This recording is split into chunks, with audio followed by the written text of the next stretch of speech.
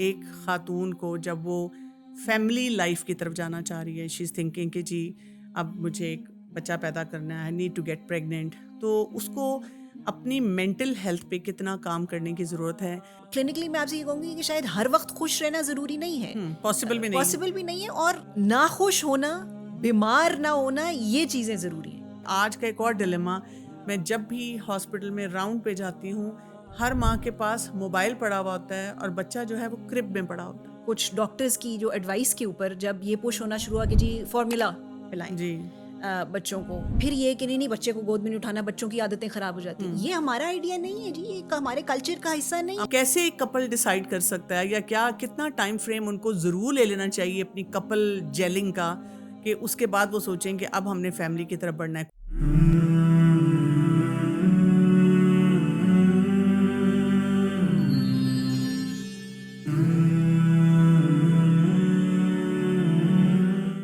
अस्सलाम वालेकुम वरहमतुल्लाहि वबरकातुहू। बिस्मिल्लाहिर्रहमानिर्रहीम। बहुत से टॉपिक्स पे हम बात करते करते सोचते हैं कि माँ, उसके बारे में भी तो सोचना चाहिए, क्योंकि एक माँ जो होती है वो इतनी हर वक्त ओवरवेल्म्ड होती है कि उससे अपने बच्चों को क्या कुछ सिखाना है। और एक्सपर्ट्स ये कहते हैं कि बच्चे जो है ना, उनको ऐसी माँ नहीं चाहिए जो बहुत परफेक्ट हो, क्योंकि हर माँ पेरेंटिंग को पढ़ते पढ़ते उस परफेक्शन की तरफ जाना चाह रही है जो शायद कभी हासिल भी ना हो सके। और इसीलिए कई दफ़ा माएँ भी डिसअपॉइंट हो जाती हैं अपने आप से और बच्चे भी हो जाते हैं। बच्चों को क्या चाहिए होता है? बच्चों को एक ऐसी माँ चाहिए है जो कि प्रेज़ेंट हो, बच्चे को अटेंड कर सकती हो, बच्चे के साथ उसका कोई एक ताल्लुक हो, और उसके साथ-साथ उसके अंदर ये विलिंगनेस हो कि अगर उसकी लाइफ़ में बच्चे के साथ कोई चैलेंज आता है, कोई उसको चीज़ें मैनेज करनी पड़ती हैं, उससे गलतियाँ भी होती हैं, वो सीखने वाली हो, अपने आप को रिपेयर करने वाली हो और वो आगे बढ़ना जानती हो। और यही उस बच्चे की ग्रोथ में उसको फ़ायदा देता है। आज मेरे साथ मौजूद हैं डॉक्टर रूप ज़ैनब राना, जो कि साइकियाट्रिस्ट हैं, कंसल्टेंट साइकियाट्रिस्ट, इसके साथ साइकोथेरेपिस्ट हैं। लंबी लिस्ट है माशाल्लाह जितना इन्होंने काम किया हुआ है। सीईओ हैं द हीलिंग ट्राइड की। और इनकी जो ख़ास स्पेशलिटी है जिसने मुझे बहुत ज़्यादा अट्रैक्ट किया कि इनको ज़रूर बुलाना है, वो ये है कि ये इन्फेंसी और जो अर्ली चाइल्डहुड है उस पे बहुत काम करी हैं, टीनेजर्स पे। और ये ख़ास तौर पे एज़ अ साइकियाट्रिस्ट देखती हैं कि माँ का बच्चे के साथ क्या बॉन्ड होना चाहिए। और इसी पे हम बात करेंगे कि उसके क्या-क्या इम्पैक्ट्स होते हैं, जिसको हमें अंडरस्टैंड करना है as an individual, as a parent और एज़ सोसाइटी, ताकि हम उस पूरे सिस्टम को ठीक कर सकें। अस्सलाम वालेकुम वरहमतुल्लाहि वबरकातुहू। वालेकुम अस्सलाम, थैंक यू डॉक्टर साहिबा फॉर इनवाइटिंग मी। एक ऐसा टॉपिक है जिसमें हर एक का इंटरेस्ट भी है, हर शख्स परेशान भी है। मैं आपसे सबसे पहले ये जानना चाहूँगी कि एक खातून को जब वो फैमिली लाइफ की तरफ जाना चाह रही है, शी इज़ थिंकिंग कि जी अब मुझे एक बच्चा पैदा करना है, I need to get pregnant, तो उसको अपनी मेंटल हेल्थ पे कितना काम करने की ज़रूरत है और उसको क्या अंडरस्टैंड करने की ज़रूरत है कि मेरी अपनी पर्सनैलिटी के कौन-कौन से फैक्टर्स हैं जो मेरे बच्चे की डेवलपमेंट को, ये नहीं कि पैदा होने के बाद मैं क्या करती हूँ, डेवलपमेंट को ही बहुत ज़्यादा इम्पैक्ट करना शुरू कर देंगे। बहुत अच्छा, आपने बड़ा इंपॉर्टेंट सवाल पूछा। ये एक्चुअली प्रेपरेशन जो है वो वाकई बिफोर कंसेप्शन, यानी जब हम सोचना शुरू करते हैं कि अब हम चाहेंगे कि हुँ, हमारी ज़िंदगी में एक नई ज़िंदगी आए, तो उस टाइम पे ये हमें चाहिए कि हम ये सोचना शुरू करें कुछ चीज़ें, कि जैसे फॉर एग्ज़ाम्पल हमारी जो स्ट्रेस को या बहुत ज़्यादा डिफ़िकल्टीज़ को मैनेज करने की एबिलिटीज़ हैं वो क्या हैं और किस तरह से हम उनको इम्प्रूव कर सकते हैं। हुँ, पहली चीज़ जो ज़ाती तौर पे है। दूसरी चीज़ ये कि क्योंकि बच्चा जो है वो एक घर के अंदर पैदा हो रहा है और एक रिश्ते के अंदर जो पेरेंट्स का आपस में रिश्ता है उसके अंदर पैदा हो रहा है, तो उस रिश्ते के जो आपस के तनाव हैं वो क्या हैं, उनको सुलझाने की ज़रूरत है, बजाय इसके कि जो हमारे यहाँ एक मिसकंसेप्शन है कि जी अच्छा बच्चा पैदा कर लें सब कुछ ठीक हो जाएगा। हुँ। इसके बल्कि बरक्स मियाँ-बीवी बहुत ज़्यादा लड़ रहे हों, तो हाँ। कहते हैं बच्चा पैदा करो। जी, इसीलिए ये यही मैं बात जी। That's what I am referring to, कि वो ये हमारे यहाँ ये एक मिसकंसेप्शन है कि जी अच्छा बच्चा पैदा होगा तो सब कुछ ठीक हो जाएगा। एक्चुअली इसके बरक्स वेस्ट में एक हुँ, किताब मुझे बड़ी fascinate किया जिसका टाइटल वो ये है, how to not kill your husband after you have had a baby. हुँ, मतलब ये वो लोग इस लाइन्स पे सोच रहे हैं क्योंकि वो थोड़ा-सा हुँ, शायद रियलिस्टिकली चीज़ों को देख रहे हैं हुँ, कि कितना मुश्किल हो जाता है इस रिश्ते के अंदर, कितनी मुश्किलात आ जाती हैं कि जब इन द फर्स्ट स्पेशली जब आप किसी इतने बड़े चेंज के साथ एडजस्ट कर रहे हैं जिसमें आपकी एक बॉडी और दोनों की ही हुँ, ज़िंदगियाँ एक बहुत बड़े चेंज से गुजर रही हैं। फिर आपकी जो फर्स्ट फ्यू इयर्स हैं बच्चे की पैदाइश के बाद जिसमें उसको उस पूरी डिपेंडेंस है, वो बिल्कुल हर चीज़ के लिए वो आपके ऊपर डिपेंडेंट है। आपके बगैर वो खा नहीं सकता, हुँ, चल नहीं सकता, कुछ नहीं कर पा रहा। तो वो उस लेवल की डिपेंडेंस यानी पूरे एक नई ज़िंदगी को सँभालना हुँ। इतना एक बहुत कीमती एक ज़िम्मेदारी है, लेकिन ये एक तरह से फिर बर्डन भी बन जाता है। अच्छा, औ क्या हम ऐसे इन अ वे डिफाइन कर सकते हैं कि which couple is ready to move on with the family? जैसे शादी हुई है और अभी वो लड़की एडजस्ट नहीं हुई, क्योंकि आप देखिए हमारी बच्चियाँ जो होती हैं ना, शादी से पहले मदर्स उनको ये तो कहती रहती हैं कि तुमने अगले घर जाना है और तुमने ऐसे रहना है, लेकिन उनको स्किल बेस्ड लर्निंग नहीं होती ना, कि कोई सिखाया जाए कि स्ट्रेस को कैसे मैनेज करना है, और आपके जो अपने इमोशनल चैलेंजेस हैं उनको आपने कैसे देखना है, रिजिलियंस अपने अंदर कैसे लानी है। ये चीज़ें तो फैक्टर सिखाए ही नहीं जा रहे होते ना। तो कैसे एक कपल डिसाइड कर सकता है, या क्या कितना टाइम फ्रेम उनको ज़रूर ले लेना चाहिए अपनी कपल जेलिंग का, कि उसके बाद वो सोचें कि अब हमने फैमिली की तरफ बढ़ना है? कुछ लोग फ़ौरन बच्चा पैदा करना चाहते हैं और हुँ, वही बात है कि आंधी तूफ़ान में पैदा कर रहे हैं और उसमें परेशान हैं। कुछ लोग बहुत ज़्यादा गैप, इयर्स एंड इयर्स का गैप दे रहे हैं और हुँ। फिर भी वो सेटल्ड नहीं है उस चीज़ के साथ। देखिए, उसके लिए ना सबसे पहले जो सोसाइटी की मुश्किलात है ना इस आइडिया के साथ कि बच्चा फ़ौरन पैदा कर लेना चाहिए। ये थोड़ी-सी एक समझ लें कि पुराने ज़माने की बात इसलिए हो गई है क्योंकि इसमें एक उस ज़माने के लिए ये बात की जाती थी जिसमें अगर आप बहुत देर आपने मतलब आपकी बहुत यंग एज पे शादी हो गई है और फिर आपकी जो बच्चों का सर्वाइवल रेट है हुँ, वो शायद इतना ज़्यादा नहीं है, यानी अगर आपने 10 बच्चे पैदा किए हैं तो खुदा ना खास्ता हो सकता है कि उसमें से 3 या 4 की शुरू ही में या डेथ हो प्रेगनेंसी के जाए। दौरान या हुँ, शुरू में जो इन्फेंट मोर्टेलिटी रेट्स बहुत जी। ज़्यादा हाई थे। Unfortunately infant mortality rates high हैं अभी हुँ, भी, लेकिन ये जो चांसेस हैं सर्वाइवल के वो पहले से बहुत ज़्यादा बढ़ चुके हुए हैं। हुँ, और रिप्रोडक्टिव एजेस यानी जिन एजेस के अंदर औरतें बच्चे पैदा कर सकती हैं वो हुँ, पहले से ज़्यादा बढ़ चुकी हुई हैं। ठीक है। यानी अगर आम अब हमारे यहाँ 30s में जो है वो ख़वातीन जो काम कर रही हैं या जो पढ़ रही हैं वो उनके बहुत नॉर्मल हेल्दी बेबीज़ हो रहे हुँ, होते हैं। सो वो आपने अंडरस्टैंड करना है कि जी एक तो ये कि किस बात की जल्दी है, हुँ, ठीक है। एग्जैक्ट टाइमलाइन तो मैं नहीं डिफाइन कर सकूंगी क्योंकि ये मेरा काम नहीं है, शायद ये तो उन लोगों को आपस में डिसाइड करना है कि हुँ। क्या वो वाकई में ये स्टेप लेने के लिए तैयार हैं कि जिसमें उनकी आपस की रिलेशनशिप उनको लग रहा है कि सेटल्ड है, हुँ, यानी स्टेबल कुछ है। कुछ पैरामीटर्स तो होंगे जो आप जी, डिफाइन कर सकें। जी, यही किस एक उनकी आपस की अंडरस्टैंडिंग, एक स्टेबिलिटी, यानी हुँ, समझ लीजिए कि आप एक नया फ्लोर ऐड करना चाह रहे हैं अपनी बिल्डिंग के हुँ, अंदर, तो पहले आप ये देखेंगे ना कि जो बिल्डिंग है उसकी बुनियादें ठीक हैं या नहीं। बिल्कुल, बिल्कुल। अगर एक बिल्डिंग है जो डगमगा रही है हुँ, और उसमें रोज़ाना ज़लज़ले आ रहे हैं उस जगह के ऊपर, तो उसमें एक नई नई फ्लोर तो नहीं आप ऐड कर लेंगे इसके ऊपर। ऐसे ही है बिल्कुल। अच्छा, मैटरनल स्ट्रेस ओवरऑल होता है ज़्यादा। अच्छा, फर्स्ट बेबी का मैंने देखा है कि जब पहला बच्चा होना होता है, एक लड़की ऑलरेडी सेटल्ड अभी नहीं होती, ज़्यादातर बाय लार्ज जो हम देखते हैं, एक्सेप्शंस आर ऑलवेज़ देयर। हुँ। और अगर वो जॉइंट फैमिली सिस्टम में रही है, हमारे कल्चर्स में ये भी होता है, उसको घर के कामों की भी ज़िम्मेदारी है, उधर से वो प्रेग्नेंट हो गई है, अब वो थक रही है, उसकी अपनी तबीयत भी ख़राब हो रही है, वो सारे स्ट्रेसेस भी लेके चल रही है। ऐसी सूरत में बच्चे के ऊपर क्या इम्पैक्ट्स आते हैं?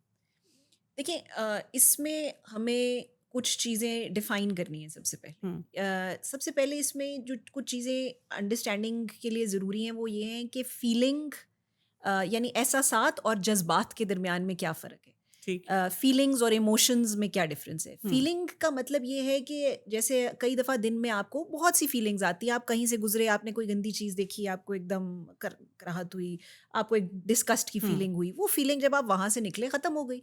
आप दूसरे कमरे में गए, कुछ और फीलिंग हो गई, आपने एकदम कोई खुशबू आई, आपका दिल खुश हो गया। ये फीलिंग्स हैं। हुँ, इमोशंस जो हैं वो एक प्रिवेलिंग स्टेट है, यानी वो कैफियत जिसमें आप ज़्यादातर हों। ठीक है। ये जो कैफियत हैं ये आपकी मतलब समझ लेंगे जो वेदर और क्लाइमेट का डिफरेंस है।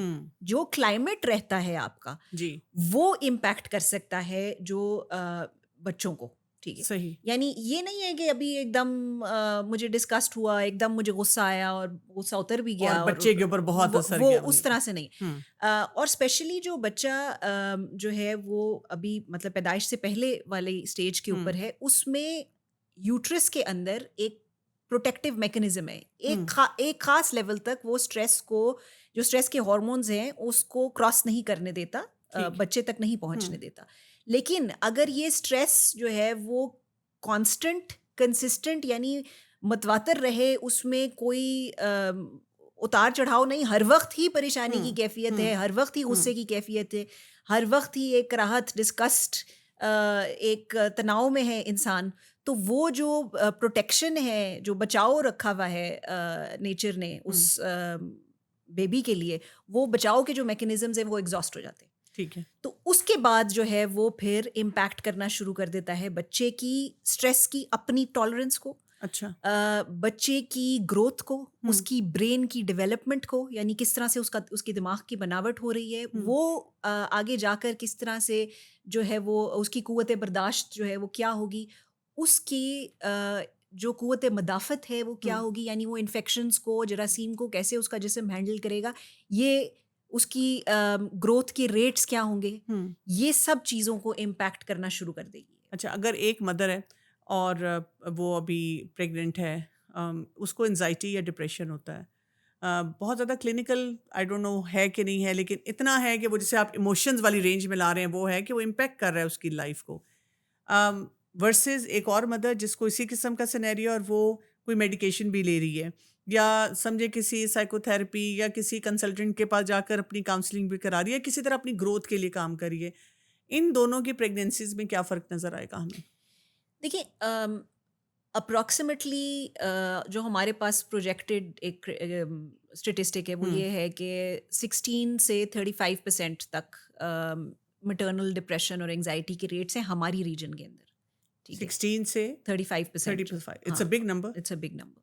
हुँ, ये वो स्टेट्स हैं कि जिनको हम कहते हैं क्लिनिकल स्टेट्स या बीमारी की हालत इख्तियार कर चुकी हैं हुँ, जो चीज़ें, और बीमारी डायग्नोस करने के लिए साइकाइट्री में बुनियादी तौर पे हम कहते हैं कि एक डिसफंक्शनैलिटी, यानी जो काम एक इंसान के हैं, जो उसके रोल्स हैं जो उसने ज़िंदगी में अदा करने हैं वो नहीं कर पा रहा, ठीक है, हुँ, यानी उससे वो चीज़ें मैनेज नहीं हो पा रही, हुँ, तो वो उस तरह से डायग्नोस होगा।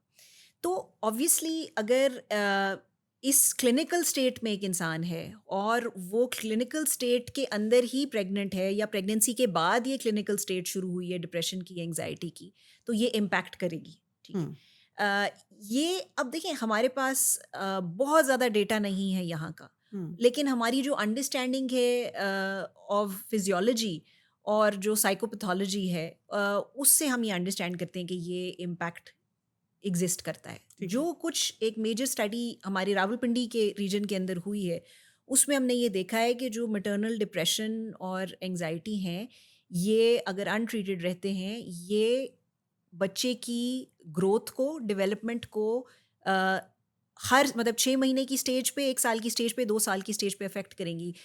उसकी ग्रोथ से मुराद ये नहीं है सिर्फ़ कि उसका वज़न, यानी हुँ, उसकी हाइट, उसका वज़न, उसकी उसको उस अगले 3 साल में कितने इन्फेक्शंस होने वाले हैं, ये भी मैटरनल डिप्रेशन हुँ, और एंग्ज़ायटी से इम्पैक्ट हो रहा ठीक है। है। और टू दैट एंड मेडिकेशंस ऐसी एग्ज़िस्ट करती हैं, जिनको बहुत अच्छी तरह स्टडी भी किया गया है, जो कि प्रेगनेंसी सेफ़ हैं, हुँ, जो बच्चों को इम्पैक्ट उस तरह से नहीं करेंगी, इवन ब्रेस्ट फीडिंग के दौरान नहीं इम्पैक्ट करती, प्रेगनेंसी के दौरान नहीं इम्पैक्ट करती। तो medication for the treatment of depression and anxiety अल्हम्दुलिल्लाह एग्जिस्ट्स, हुँ। And this is a state which is treatable and manageable. और अगर आप उसकी मेडिकेशन ले रहे हैं और थेरेपी भी ले रहे हैं, तो इससे बेहतर क्या चीज़ हो आपकी सकती बात है। से मुझे ये समझ आ रही है ना कि माँ का खुश रहना, और कहते भी हैं कई दफ़ा लोग ना कि इसको खुश रखो, बल्कि कई दफ़ा ये भी देखा गया है जैसे जहाँ बहुत सारे स्ट्रेस फैक्टर्स हैं, जैसे ही पता चलता है घर वालों को कि प्रेग्नेंट है तो हस्बैंड भी थोड़ा ज़्यादा ख्याल रखना शुरू कर देते हैं कि भी इसको खुश रखना है, और इसी तरह सास ससुर भी ना कोई दूध ला के दे रहा है, कुछ और खाने का भी इंसिस्ट कर रहे हैं कि ये तुम खाओ पियो। हुँ।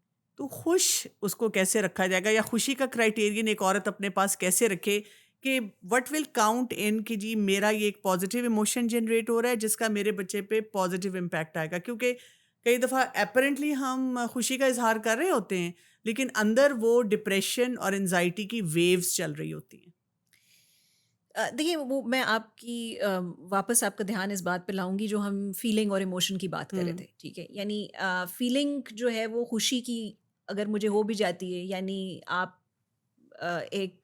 खुदा न खास्ता एक ऐसी रिलेशनशिप में है जिसमें रोज़ाना के हिसाब से तशद्दुद हो रहा है और हम्म। आज आपको मालूम हुआ है कि प्रेगनेंसी हो गई है, तो कल अगर आप फूल ले आएंगे तो वो कुछ वक्ती तौर पे तो खुशी होगी, हाँ जी। लेकिन वो आपकी जो स्टेट हर वक्त रह रही है वो उसको तो तब्दील नहीं कर सकती। तो हम्म। हमारी जो कोशिश है, देखिए शायद क्लिनिकली मैं आपसे ये कहूँगी कि शायद हर वक्त खुश रहना ज़रूरी नहीं है, पॉसिबल भी नहीं है। पॉसिबल भी नहीं है, और इस मतलब ये नेसेसरी नहीं है। जी।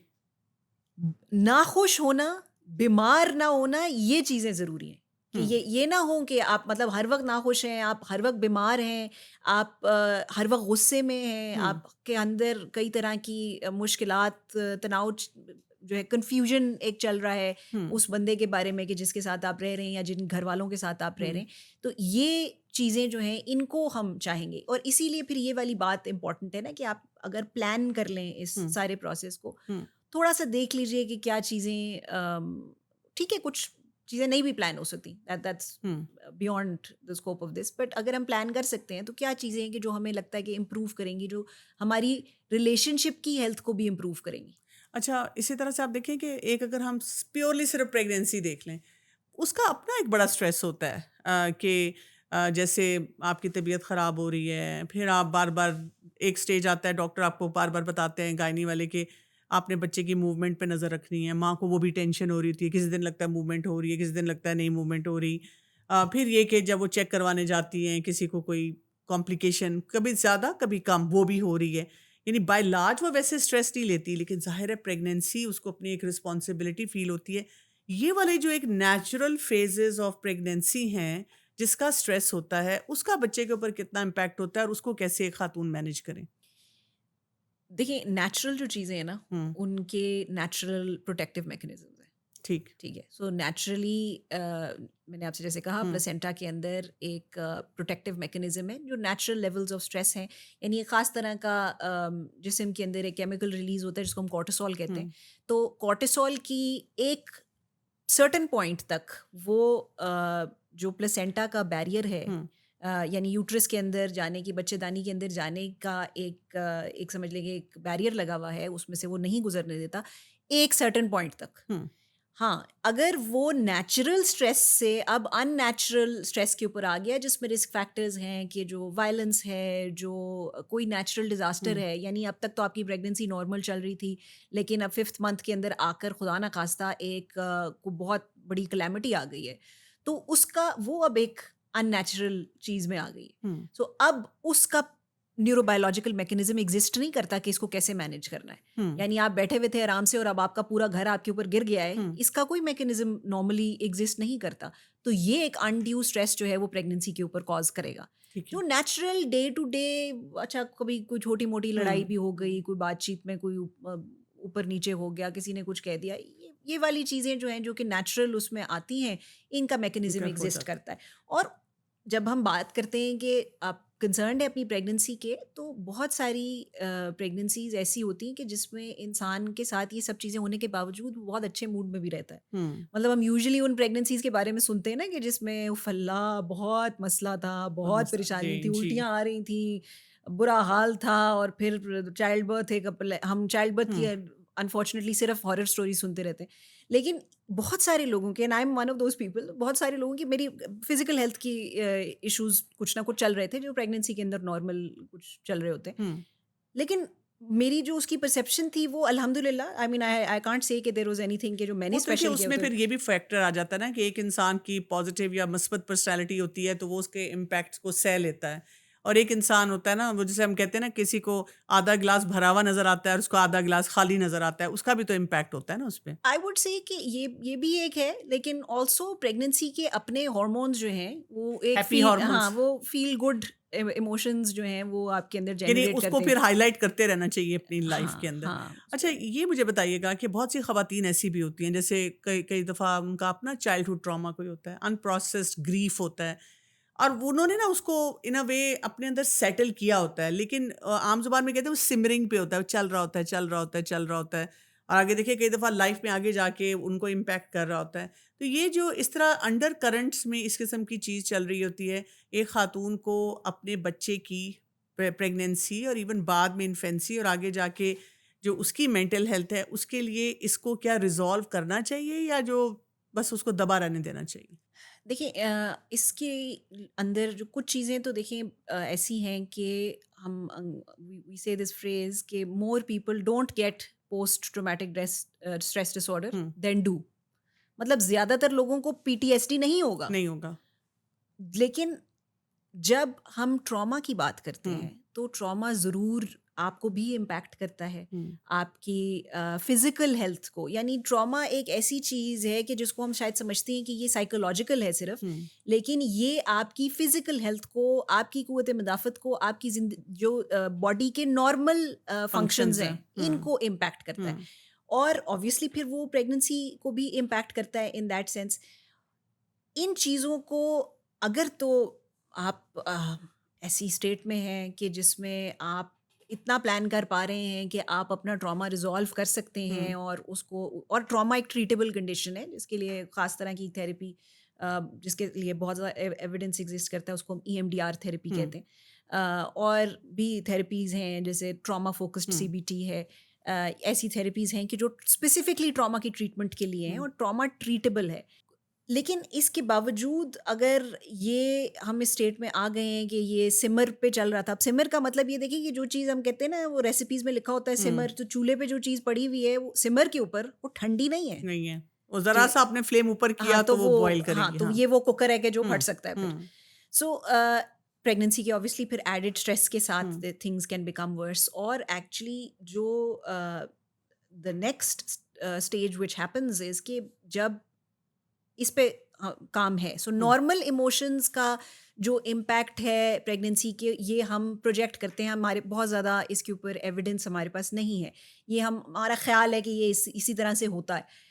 लेकिन जो ट्रॉमा का रोल है प्रेगनेंसी के ऊपर, और जो क्लिनिकल बीमारियां हैं, यानी ट्रॉमा हम्म। को जब हम कहते हैं कि पोस्ट ट्रॉमेटिक स्ट्रेस की शक्ल इख्तियार कर चुका है ये, तो post traumatic stress disorder, anxiety और डिप्रेशन, इन चीज़ों के ऊपर रिसर्च है कि ये किस तरह से प्रेगनेंसी को, बच्चे को पहली 3 साल में, और उसकी लाइफ लॉन्ग हेल्थ को, फिजिकल हेल्थ को, और किस किस तरह से इम्पैक्ट करता है, और ये इम्पैक्ट नेगेटिव है। ठीक है। ठीक है। सो यानी ये भी देखा गया है कि जो मदर्स हैं जो कि डिप्रेस्ड थी, उनके बच्चों के अंदर टीनेज में जाकर सब्सटेंस यूज़ के प्रॉब्लम्स होना, डिप्रेशन होना, उनकी जिस्मानी सेहत अच्छी ना होना, ये भी एक फैक्टर है। सही। बहुत, ये सो आपने दिस बहुत इंपॉर्टेंट बात की, क्योंकि बहुत सी माएँ अपने ऊपर इन्वेस्ट नहीं करती। आपने ज़रूर क्लिनिकल प्रैक्टिस में देखा होगा, और मैं भी क्योंकि पेरेंटिंग हर वक़्त कर रही होती बिल्कुल। हूँ, तो मैं ये देखती हूँ कि अक्सर माएँ इवन बाद में भी ये कह रही होती हैं कि मेरी खैर है, बस बच्चा किसी तरह ठीक हो जाए। मुझे उनको बार-बार समझाना पड़ता है कि अगर आपने ये जुमला बोला तो किसी की भी खैर नहीं है ना, बहुत अच्छी बात ये कही। आपको देखना पड़ेगा। हम्म, फादर का रोल क्या होगा कि मदर को उसने कैसे इमोशनल सपोर्ट देनी है, नॉट जस्ट मतलब लाइक शादी के फ़ौरन बाद, फिर प्रेगनेंसी, फिर मल्टीपल बच्चे, फिर इवन अदरवाइज मतलब सारे फ्रेजेस आते हैं ना, क्योंकि हमारे यहाँ पे पेरेंटिंग का कॉन्सेप्ट ये है कि बाप ज़्यादातर ज़ाहिर है कमा रहा है, घर से बाहर है, बिजी है, एंगेज्ड है, और माँ जो है वो एक इन अ वे वो पूरी पेरेंटिंग वही होल्ड करके बैठी हुई है। हम्म। डिक्टेशन सारी फादर से आ रही है कि भई आपने इस तरह से इस सिस्टम को रन करना है, और उसमें बहुत दफ़ा ऑब्जेक्शंस भी आ जाते हैं कि भई ये नहीं किया, वो नहीं किया। इमोशनल सपोर्ट क्या चाहिए खातून को? इसमें जो कॉन्सेप्ट होता है, इसको हम कहते हैं अर्ली रिलेशनल हेल्थ। अच्छा। ठीक है। हुँ। यानी जो हेल्थ है, मेंटल हेल्थ है बच्चे की, हुँ। बच्चों की जहनी सेहत के ऊपर सिर्फ माँ का रोल नहीं है, ये हुँ। उन सब लोगों का रोल है कि जो माँ के साथ कांटेक्ट में, बच्चे के साथ कांटेक्ट में, यानी जो माहौल बना रहे हैं हुँ। उसके अंदर। और ऑब्वियसली उसमें सबसे ज़्यादा शायद मेजर रोल जो है वो बाप का है इसके बाद। तो उसके अंदर मैं देखिए मेरा नहीं ख्याल कि ये मेरा काम है कि मैं पेरेंट्स को एडवाइस दूँ, लेकिन मैं ये ज़रूर कहती हूँ कि जो भी चीज़ आप करें ज़रा सोच के कीजिए, समझ के कीजिए कि ये मेरे इसके पीछे मेरी क्या रैशनल है, मेरा क्या थिंकिंग प्रोसेस है। अगर हम ये सोच मतलब आपने एक शुरू में एक बात की कि परफेक्ट पेरेंट तो कोई नहीं कोई होता नहीं है। और उसकी ज़रूरत भी नहीं है। हुँ, एक गुड इनफ हम एक हुँ, फ्रेज इस्तेमाल करते हैं कि गुड इनफ मदर या good good enough parent is okay. And a good enough parent I think वो इंसान है जो सब लोग इस पॉडकास्ट को देख रहे हैं, वो लोग हैं कि जो कंसर्न्ड हैं अपने बच्चों जी। की हेल्थ के बारे में। हुँ, तो आप सब लोगों ने स्टेप 1 तो कर लिया है, ठीक है। हुँ, सो स्टेप 1 इज़ कि जिसमें आप कंसर्न शो करें और सोच समझ के चीज़ों को सीख के करने की कोशिश कर रहे हैं।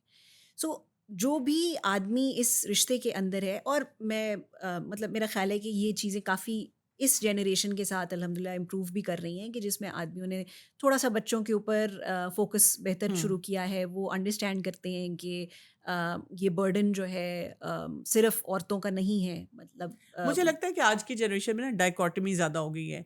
यानी पहले ज़रा वो न्यूट्रल न्यूट्रल से थे, कभी करते थे, कभी नहीं करते थे। अब जो कर रहे हैं वो बहुत अच्छा कर रहे हैं और जो नहीं कर रहे, उसी सोसाइटी में रहते हुए वो बिल्कुल नहीं कर रहे और उसी तरह ख़वातीन जो हैं, उनको किसी लेवल पे वो इमोशनल सपोर्ट भी नहीं प्रोवाइड दे पा रहे ना। मुझे था कि अगर आपकी तरफ से हमें कुछ टेंजिबल फैक्टर्स मिलें कि भई कम से कम ये चीज़ें आप ज़रूर देखें इन योर रिलेशनशिप कि वो कैसे माँ को इम्पैक्ट करेंगे और माँ की वज़ह से आपका ही बच्चा जो है वो एट स्टेक हो जाएगा। देखिए हम ना एक एग्रेरियन एक सोसाइटी है ना हमारे हुँ, यहाँ।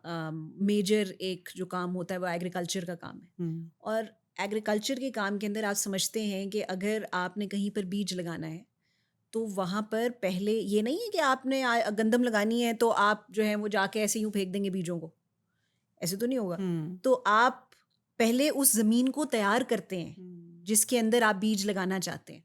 और एक दफ़ा आपने बीज लगा दिया है, तो ये नहीं है कि जहाँ पर आपने बीज लगाया है, वहाँ पर जाकर आप छलांगे मारना शुरू कर देंगे उस जगह के हुँ, ऊपर, हुँ। जहाँ से उसकी वो उसका ख़्याल करना हाँ, तो सारा। उस जगह का ख़्याल करना कि जहाँ पर कोई चीज़ ग्रो कर रही है, उस जगह हुँ, की एक इज़्ज़त है। हम बच्चों को भी सिखाते हैं ना कि हमने ये पगडंडियों के हुँ, ऊपर चलना है, ये हुँ। जहाँ पर चीज़ लगी हुई है, इसके ऊपर नहीं चलना हमने। आपने ना उस कॉन्सेप्ट को बड़ा प्यारा एक्सप्लेन करना शुरू किया है जो कुरान में है ना कि कहा जाता है ना कि औरत तुम्हारी खेती है। तो लोग बड़े अपसेट होते हैं लेकिन वो यही कॉन्सेप्ट है कि उस औरत का ख़्याल किस तरह से रखना है आपने। और आई थिंक ये मतलब आदमी की क्या रिस्पॉन्सिबिलिटी है, इसका एग्जांपल हमारे पास है कि हुज़ूर सल्लल्लाहु अलैहि वसल्लम की सरस लाइफ के अंदर जी। कि वो क्या-क्या रिस्पॉन्सिबिलिटी आपने कभी सुना है कि जी हुँ। उन्होंने कहा जी ये काम तो मेरा नहीं है, मैं हाँ, आदमी हूँ, ये मैं नहीं मैं नहीं करूँगा ये, करूँगा। मैं बर्तन नहीं धो रहा मैं क्योंकि मैं आदमी हूँ। हुँ, जो कि इस तरह की बातें तो कोई आपके सुनने में नहीं आ रही हैं। हुँ, तो फिर ज़रा-सा ये सोचिए ना कि सिर्फ़ हमारा फ़ोकस उनकी certain aspects of his life के ऊपर नहीं हुँ, होना चाहिए। हमें उसको होलिस्टिकली देखना है कि वो किस किस्म की पेरेंटिंग कर रहे हैं। हुँ। जो सारी हमारे पास पेरेंटिंग की एग्जांपल्स हैं प्रॉफिट मोहम्मद सल्लल्लाहु अलैहि वसल्लम की लाइफ सरस से, वो उनकी और हज़रत फ़ातिमा की लाइफ की हैं। सो हमें हमारे पास बहुत ज़्यादा, एटलीस्ट मेरी नॉलेज में तो नहीं है, बहुत ज़्यादा डेटा तो नहीं है कि हज़रत खदीजा की क्या रिलेशनशिप थी हज़रत फ़ातिमा की हुँ, साथ। हम ये इतनी बड़ी बात है कि आपके पास एक इतना मतलब एम्फसिस है कि ये एक फादर डॉटर बॉन्ड को एक मतलब सिंबलाइज़ किया कैसे गया है कि बिल्कुल, कैसे उसको किया ऐसे ही जा है, सकता है। बिल्कुल ऐसे ही है। अच्छा ये बताइएगा कि हमारे यहाँ पे ना बहुत से यानी ट्रेडिशनल व्यूज़ भी होते हैं या स्पिरिचुअल व्यूज़ भी आप कह सकते हैं जैसे भी हम बात कर रहे हैं। उनमें से आपके एक्सपीरियंस में क्या आया कि कौन-सी ऐसी कुछ एक्टिविटीज़ हो रही होती हैं जो हेल्पफुल नज़र आ रही होती हैं और कौन-सी ऐसी एक्टिविटी जिसको ट्रेडिशन, रवायात, कल्चर्स के नाम पे हम कर रहे हैं और ज़्यादा वो हेल्पफुल नहीं होती हैं? बहुत अच्छा सवाल पूछा आपने। This is a subject that's very close to my heart. देखिए, हमारे साथ ना एक ट्रेजेडी हो गई है इन द लास्ट जनरेशन और 2 जनरेशंस, हुँ, जिसमें हमारी कुछ होम ग्रोन विज़डम था। उसको यानी छोड़ अब दिया। हाँ, और उसमें हमारा इतना कसूर नहीं है, यानी आम पब्लिक का इतना कसूर नहीं है जितना अनफॉर्च्युनेटली डॉक्टर्स का है। हुँ, अ, इसलिए कि हमारे यहाँ कुछ बुनियादी चीज़ें थी, यानी बच्चे को माँ का दूध जो है वो सबसे हुँ, ज़्यादा सूट करता है, उसकी नशो-नुमा के लिए ज़रूरी है, हुँ, उसकी कोई रिप्लेसमेंट नहीं है। हुँ, बच्चे को अपने साथ लगाकर, गोद में उठाकर, अपने साथ सुलाकर साथ रखना चाहिए बच्चों को, हर जगह साथ बच्चों को लेके चल रहे हों। ये हमारी एक ट्रेडिशनल एक विज़डम था। हुँ, अच्छा, अब जो अर्ली मतलब समझ लें कि लास्ट जनरेशन की जो हुँ, कुछ डॉक्टर्स की जो एडवाइस के ऊपर जब ये पुश होना शुरू हुआ कि जी फॉर्मूला पिलाएं जी बच्चों को, उन ये डॉक्टर्स ने पुश करना शुरू किया जी ये, बिल्कुल, अभी और भी हाँ ऐसे ही है। हाँ। सो ये हम एक तरह से इस बात के लिए रिस्पॉन्सिबल हैं, या एटलीस्ट हमारे कुछ जो मेडिकल एंसेस्टर्स हैं, hmm, they are responsible for this. तो पहले ये पुश करना शुरू किया, फिर ये कि नहीं नहीं बच्चे को गोद में नहीं उठाना, बच्चों की आदतें खराब हो जाती हैं। हम्म। ये हमारा आइडिया नहीं है जी, ये हमारे कल्चर का हिस्सा नहीं है। हम तो हम तो देखिए वो कैंगरू केयर सिखाते हैं हाँ कि बिल्कुल, साथ हम रखे माँ। हमारा कल्चर ये कहता है कि हम तो बच्चे को गोद में उठा हम्म के रखने, मतलब। लेकिन अनफॉर्चुनेटली अब इसी जनरेशन की जो नानियां और दादियां, उन्होंने ये बात करना चाहिए, तुमने क्या बच्चे को खराब कर दी। हम्म हालांकि ये पहले कभी एग्जिस्ट नहीं करता था। हमारा वो हम्म कल्चर ये वेस्ट के कल्चर से इसी तरह डिफरेंट है। वेस्ट के कल्चर के अंदर ये वाली बात थी कि बच्चों को एक साइड पे रखें, उनको फीड नहीं कराने की ज़रूरत खुद से, उनको डिपेंडेंट नहीं करना, इंडिपेंडेंट कमरा फौरन उनका बना हाँ दो और उनको उसमें अलहदा कमरे में रखें, उनको अपने से दूर रखें, एक डिस्टेंस के ऊपर हम्म रखें, बस ज़्यादा करीब नहीं होना चाहिए। हम्म हमारा नहीं है ये आइडिया अब हमारे ऊपर जो है ये अगेन जब वेस्टर्न मेडिसिन आई, तो अच्छा अब मसला क्या हुआ कि वेस्टर्न मेडिसिन ने तो एक अबाउट टर्न मार लिया। हम्म वो वापस इस बात के ऊपर आ गए, बच्चे को हर वक्त गोद में उठा के रखें, उसको स्वाडल करें, अपने साथ हमें हमें स्किन हमें 20 साल लगेंगे या 50 साल हाँ लगेंगे वापस स्किन टू जाने स्किन में। केयर के ऊपर रखें, जो हम चीजें पहले से कर रहे हम्म थे। हमें पहले ये बताया गया कि जो आप चीजें कर रहे हैं वो गलत है। हम्म अब उनको ये समझ आ गई कि हम असल में जो चीजें कर रहे थे वो बिल्कुल सही है, हम्म और अब उन्होंने तो चेंज कर लिया है, हम्म लेकिन हम उनके पुराने यानी वेस्ट के हम्म पुराने मॉडल के ऊपर अनफॉर्चुनेटली स्टक है। बिल्कुल सही कह रही हैं आप। ये वाकई बहुत इंपॉर्टेंट बात है। मेरे पास भी जब पेशेंट्स आते हैं, बच्चे जब चेक करवाने आते हैं, तो कई दफ़ा ना वो मदर ही आउटराइट फिर इसी वजह से रिजेक्ट कर रही होती है कि जी इस नानी को क्या पता, दादी को क्या पता। तो मैं भी उनको कहती हूँ कि जो उनका विजडम है ना, जो जहाँ पे वो बिल्कुल आपको सही बात सिखा रही हैं, वो आप ज़रूर समझें, क्योंकि उसमें बड़ी हिकमत होती है। थोड़ा सा आगे बढ़ते हैं। बच्चा पैदा हो गया और अब न्यूबॉर्न है। अब माँ के कुछ और स्ट्रेसेस आ जाते हैं। बहुत सी माएँ उस टाइम पे कहती हैं कि, और मुझे लगता है मेरा अपना भी पर्सनल एक्सपीरियंस पहले बच्चे में ऐसे ही आ रहा था कि थोड़ी देर के लिए उसको देख के मुझे लगा कि वो सुनते थे ना कि ममता तो बस फूट फूट के आएगी, लेकिन उस वक्त सेंस ऑफ रिस्पॉन्सिबिलिटी इतनी होती है कि मैंने फीड भी कराना है, मैंने रातों को भी जागना है, मेरी कोई रूटीन भी नहीं होगी। और अब मुझे ये भी स्ट्रेस हो रहा है। लिटरली मैं तो कई दफ़ा जाग के बार बार देखती थी कि सांस ले रहा है कि नहीं ले रहा, और मैं सोचती थी कि आई एम इन पीडियाट्रिक्स, मतलब मेरी ट्रेनिंग वहाँ की है, फिर भी मेरा ये हाल है, तो आम माँ का क्या हाल होता होगा। वो उस वक्त अपने उन सारे इमोशंस को मैनेज करते हुए कैसे अपने अंदर वो कंफर्ट लेकर आए कि वो रिलैक्स होकर उसको फीड करवा सके और अपनी वही स्किन टू स्किन और इमोशनल बॉन्डिंग इस्टेब्लिश करे। आज का एक और डिलेमा, मैं जब भी हॉस्पिटल में राउंड पे जाती हूँ, हर माँ के पास मोबाइल पड़ा हुआ होता है और बच्चा जो है वो क्रिब में पड़ा होता है। और मैं उनको कहती हूँ, जब वो कंप्लेन करती है ना किसी भी बात की, बच्चा रो रहा है कर रहा है, मैं कहती हूँ ऐसे करें, इस फ़ोन को उठा के क्रिब में रख दें और बच्चे को साथ रखें, आप देखें 1 सेकंड में बच्चा चुप करेगा। तो इस सारा जो डिलेमा हमारा उस टाइम पे, एक क्राइसिस, आंधी तूफान एक नया शुरू हो जाता है, उसको कैसे मैनेज किया जाए, कैसे एक माँ अपने आप को सेटल करे, बच्चे के साथ बॉन्डिंग पे आए। ये जो एक सेंस ऑफ रिस्पॉन्सिबिलिटी या जिम्मेदारी की आपने बात की ना, ये शायद हम सब लोग एक्सपीरियंस करते हैं बिफोर दिस बर्स्ट ऑफ के ओह एकदम मुझे तो लगा कि मेरी ज़िंदगी की सबसे खूबसूरत चीज़ होगी। ये होगी इंशाल्लाह हम्म ज़रूर, अगर आपकी तबीयत ठीक है। हम्म इट डज़ हैपन, लेकिन ये हम्म इंस्टेंट नहीं है, ये एट बर्थ नहीं ज़रूरी है कि हो। कुछ लोगों के साथ होता भी है, यानी इसके लिए ख़ास तरह का केमिकल है, आपकी तो नॉलेज में होगा, ऑक्सीटोसिन ऑक्सीटोसिन, हाँ। जिसको हम कहते हैं। हम्म तो ऑक्सीटोसिन जो है, जो बॉन्डिंग का, ह्यूमन बॉन्डिंग का हम्म एक न्यूरोट्रांसमीटर है, हम्म वो रिलीज होता है बहुत मैसिव अमाउंट्स के अंदर, हम्म लेकिन ये ज़रूरी नहीं है कि ये एट बर्थ हो। कुछ कुछ लोगों को इसमें 1 महीना लग जाता है, कुछ को 2 महीने लग जाते हैं, और उस 2-3 महीने के टाइम में उनके जहन में ये परेशानी रहती है कि हमने क्या कर दिया, ये तो सारी उम्र की जिम्मेदारी जो है वो आ गई है, अब तो इसको एम आई मतलब even capable of doing am I it, even हाँ। capable, hmm and this is it now, I have to hmm take care of this child forever। हम्म और ये बात बिल्कुल सच है, और ये, लेकिन ये समझिए कि ये एक प्रोटेक्टिव मैकेनिज्म भी है। हम्म यही जो आप थोड़ी देर के बाद जाके चेक कर रहे होते हैं बच्चे के ऊपर, ये एक नेचुरल वे है कि आप आपकी बॉन्डिंग हो हाँ जाए आपकी उसके साथ। बॉन्डिंग भी, और आप उसको सेफ रखने की ना। हम्म तो आपकी और आप देखेंगे उस पीरियड के अंदर ये जो आपके बच्चे की रोने की आवाज़ है, वो आपको बाकी सब शोर के ऊपर से आ रही होती है। ऐसे ही बिल्कुल। आपकी जो सेंस ऑफ हियरिंग है, दिस इज अ नेचुरल हम्म जो एक अडेप्टिव मैकेनिज्म, कि आपकी सेंस ऑफ हियरिंग ट्यून हो जाती है सिर्फ अपने, और आप ये भी नोटिस करते हैं फिर कि जो अपने बच्चे की रोने की आवाज़ है वो आपकी कानों में चुभ रही होती है, बाकी किसी का बच्चा रो रहा हो आप अच्छा, इतना मतलब। बच्चा क्या मतलब प्रेगनेंसी में भी, बिफोर बर्थ और आफ्टर बर्थ इमीडिएटली, क्या वो अपनी माँ को पहचानता है? जी वो बिल्कुल, एक तो ये है कि इन यूट्रो अप्रॉक्सिमेटली 22 से 26 वीक्स के दरमियान, if I am not wrong, you the hmm, paediatrician, sense of hearing जो आ है वो जाती है। हुँ, डेवलप होती है यूट्रस के अंदर। तो बेबीज़ जिसकी आवाज़ सबसे ज़्यादा सुनते हैं हुँ, उसकी आवाज़ से फेमिलियरिटी उनकी होती है।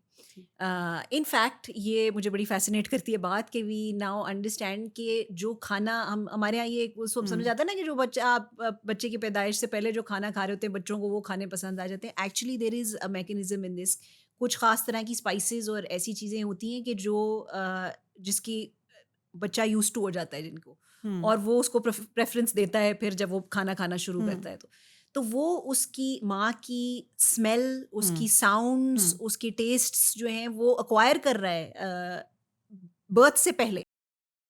सो वो उसकी आवाज़ पहचानता है, और ये हमें पता है कि ये जो न्यूबॉर्न्स होते हैं उनकी एक प्रेफ़रेंस होती है। अगर आप उनको सिर्फ़ रैंडम कोई शेप दिखाते हैं और फेसेस दिखाते हैं, उसमें उनकी प्रेफ़रेंस फेसेस की होती है। यानी अगर आप अच्छा। बच्चे की शक्ल के आगे मोबाइल रख देंगे और अपनी शक्ल रखेंगे तो दे प्रेफ़र कि वो आपकी शक्ल देखें। जो हम कहते लेकिन हैं बच्चा फितरत पे है, तो वो भी ये आर्टिफ़िशियल चीज़ों को अवॉइड करता है। हाँ, लेकिन ये भी बात है कि अगर किसी कोई बहुत ज़्यादा चीज़ रैपिडली मूव कर रही हो जैसे फ़ोन के अंदर, तो हुँ, वो फिर उससे डिस्ट्रैक्ट हो जाता है। लेकिन हुँ, अगर वो सिर्फ़ शेप की प्रेफ़रेंस पे जाएगा तो बेबीज़ प्रेफ़र फेसेस। ठीक है।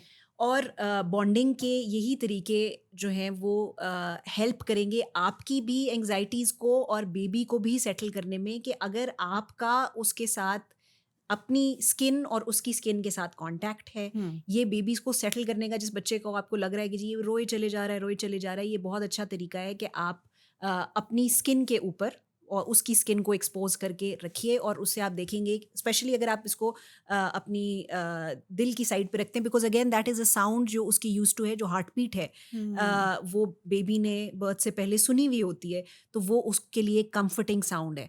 तो कम लाइट्स, क्योंकि हुँ, जो वूम है वो उसमें बहुत ज़्यादा रोशनी नहीं होती, कम लाइट के अंदर एक हार्ट बीट के साउंड के साथ, बहुत ज़्यादा खामोशी की ज़रूरत नहीं होती, लेकिन हार्ट बीट की साउंड जो है ये उनको कंफर्ट करती है। इसीलिए जब हम बच्चों को थपथपाते हैं ये उनको कंफर्ट करता है, बिकॉज़ ये उस हार्ट बीट को मिमिक हुँ। करता है जो अच्छा, आपकी मैंने दिल की अक्सर ये धड़कन है। देखा, ये आपने इतनी इम्पोर्टेंट बात बताई है कि मदर के साथ उसका बॉन्ड दिया जाए ना, और अक्सर होता है कि जब बच्चा पैदा होता है और वो रो रहा है, वो मदर ही माँग रहा है, तो वो कोई ना कोई और अटेंडेंट होती हैं जो सख्त उस वक़्त तंग हो रही होती हैं, बच्चा चुप क्यों नहीं कर रहा, और वो लाउड एंड क्लियर मैसेज देती हैं डॉक्टर्स को, नर्सिंग स्टाफ को, इसको दूसरा दूध दें, दूध नहीं पूरा हो रहा, झूले दे रही हैं ज़ोर-ज़ोर से।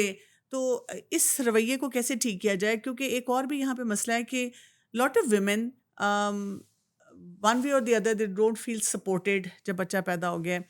बम्बार्डमेंट बहुत है उस पे हर तरह की, और अच्छा वो ना गुड विल में है, वो ट्रेडिशनल है। कोई उसे बता रहा है चबा चबा के खाना, कोई उसे बता रहा है ये गर्म है, ये ठंडा है, ये ना खाना, कोई उसे बता रहा है तुम्हारा दूध तो पूरा नहीं लग रहा हो रहा है, कोई उसे बता रहा है इस तरह बैठो, उस तरह लेटो, ये करो, ये ना करो, अब तुमने कपड़े धो के दूध पिलाया तो ठंड लग जाएगी बच्चे को। और माँ का ऑब्वियसली एक इमोशनल स्टेट है, वो बहुत कंसर्न्ड है, अपने बच्चे को बेस्ट देना चाह रही है उस वक़्त। तो ये जो इस किस्म का इनफ्लो ऑफ, या आई वुड से कि ओवरवेल्म होता है इन्फॉर्मेशन का, उसको वो कैसे मैनेज कर सकती है? देखिए, ये मुझे बात ये बड़ी इंटरेस्टिंग लगती है कि बाकी सारी दुनिया के अंदर जो है ना वो बच्चा बन के पैदा होता है, और हमारे यहाँ बच्चा जो है वो पैदा होने के बाद बनना शुरू करता है। उसका सर, उसका रंग, उसके मुंह के नाक। बाल, उसके बाजुओं के बाल, उसकी नाक, उसके होंठ, हम उसको एक मतलब जहाँ पर हम ये बात करते हैं कि ये एक परफेक्ट क्रिएशन है, और उस परफेक्ट क्रिएशन की अब आपने नाक सीधी करनी है, उसकी आँखें बड़ी करनी है, उसके बाल ऐसे करने हैं, उसकी सर की शेप ऐसे, ये इतनी ज़्यादा एंग्ज़ायटी क्रिएट करता है क्योंकि हुँ, आपका सारा एम्फसिस उसकी अपीयरेंस पे चला गया है, और जो उसकी हेल्थ है और जो माँ की हेल्थ है हुँ, जिसको आपने ये ज़िम्मेदारी दे दी है कि जो उसकी अल्लाह ताला की बनाई हुई नाक है, उसको आपने किसी और तरह से बनाने की कोशिश करनी है। हुँ, अब आप उसके ऊपर एम्फसिस कर देंगे तो फिर जो उसकी हेल्थ है, बच्चे की हेल्थ है, जो उसकी माँ की अपनी हेल्थ है, ये चीज़ें तो फिर साइडलाइन हो जाएँगी ना। हुँ, तो जो आप अगर किसी हेल्प करना चाह रहे हैं, किसी मदर को हेल्प करना चाह रहे हैं in the initial period, specially वो जो फर्स्ट 3 मंथ्स हैं, 6 मंथ्स हैं, तो उसमें हेल्प करें उनकी कपड़े धोने में। उनके बर्तन धोने में, उनके लिए खाना पकाने में, उनके लिए घर की सफाई करने में, बच्चे को उठाने का काम जो है वो माँ को करने दीजिए। हुँ, ठीक है। अब बच्चे की प्रेफ़रेंस है माँ के लिए हुँ, और माँ बायोलॉजिकली प्राइम्ड है उसका ख़्याल रखने के लिए। हुँ, और एक जो बड़ी ज़रूरी बात मैं आप सब तक भी पहुँचाना चाहूँगी वो ये है कि जो प्रेगनेंसी का आखिरी हिस्सा होता है, यानी हुँ, लास्ट हुँ, ट्राइमेस्टर जो होता है, आखिरी हुँ, 3 महीने होते हैं, उसमें आपकी ब्रेन के कुछ एरियाज़ की, दिमाग के कुछ एरियाज़ की वॉल्यूम कम होना शुरू होती है। यानी दिमाग एक तरह से कुछ एरियाज़ को छोटा करना शुरू करता है इन प्रेपरेशन फॉर कि जब बच्चा पैदा होगा, हुँ, आपने उसके साथ बॉन्ड करना है, तो कुछ और एरियाज़ जो बच्चे की बॉन्डिंग के एरियाज़ हैं, वो बहुत बड़े होने वाले हैं। अब अच्छा, अगर आप बच्चे के साथ बॉन्ड नहीं कर रहे, आप इंस्टाग्राम के साथ बॉन्ड कर रहे हैं, तो आपकी अपनी ब्रेन हेल्थ इफेक्ट हो रही है फिर, और बच्चे की तो हो ही रही है। बिल्कुल। सो और वो जो चेंजेस हैं, हुँ, हुँ, आपकी ब्रेन चेंजेस हैं, ये hmm, up to 3 years of life तक ऑफ द बेबी वापस नहीं आते।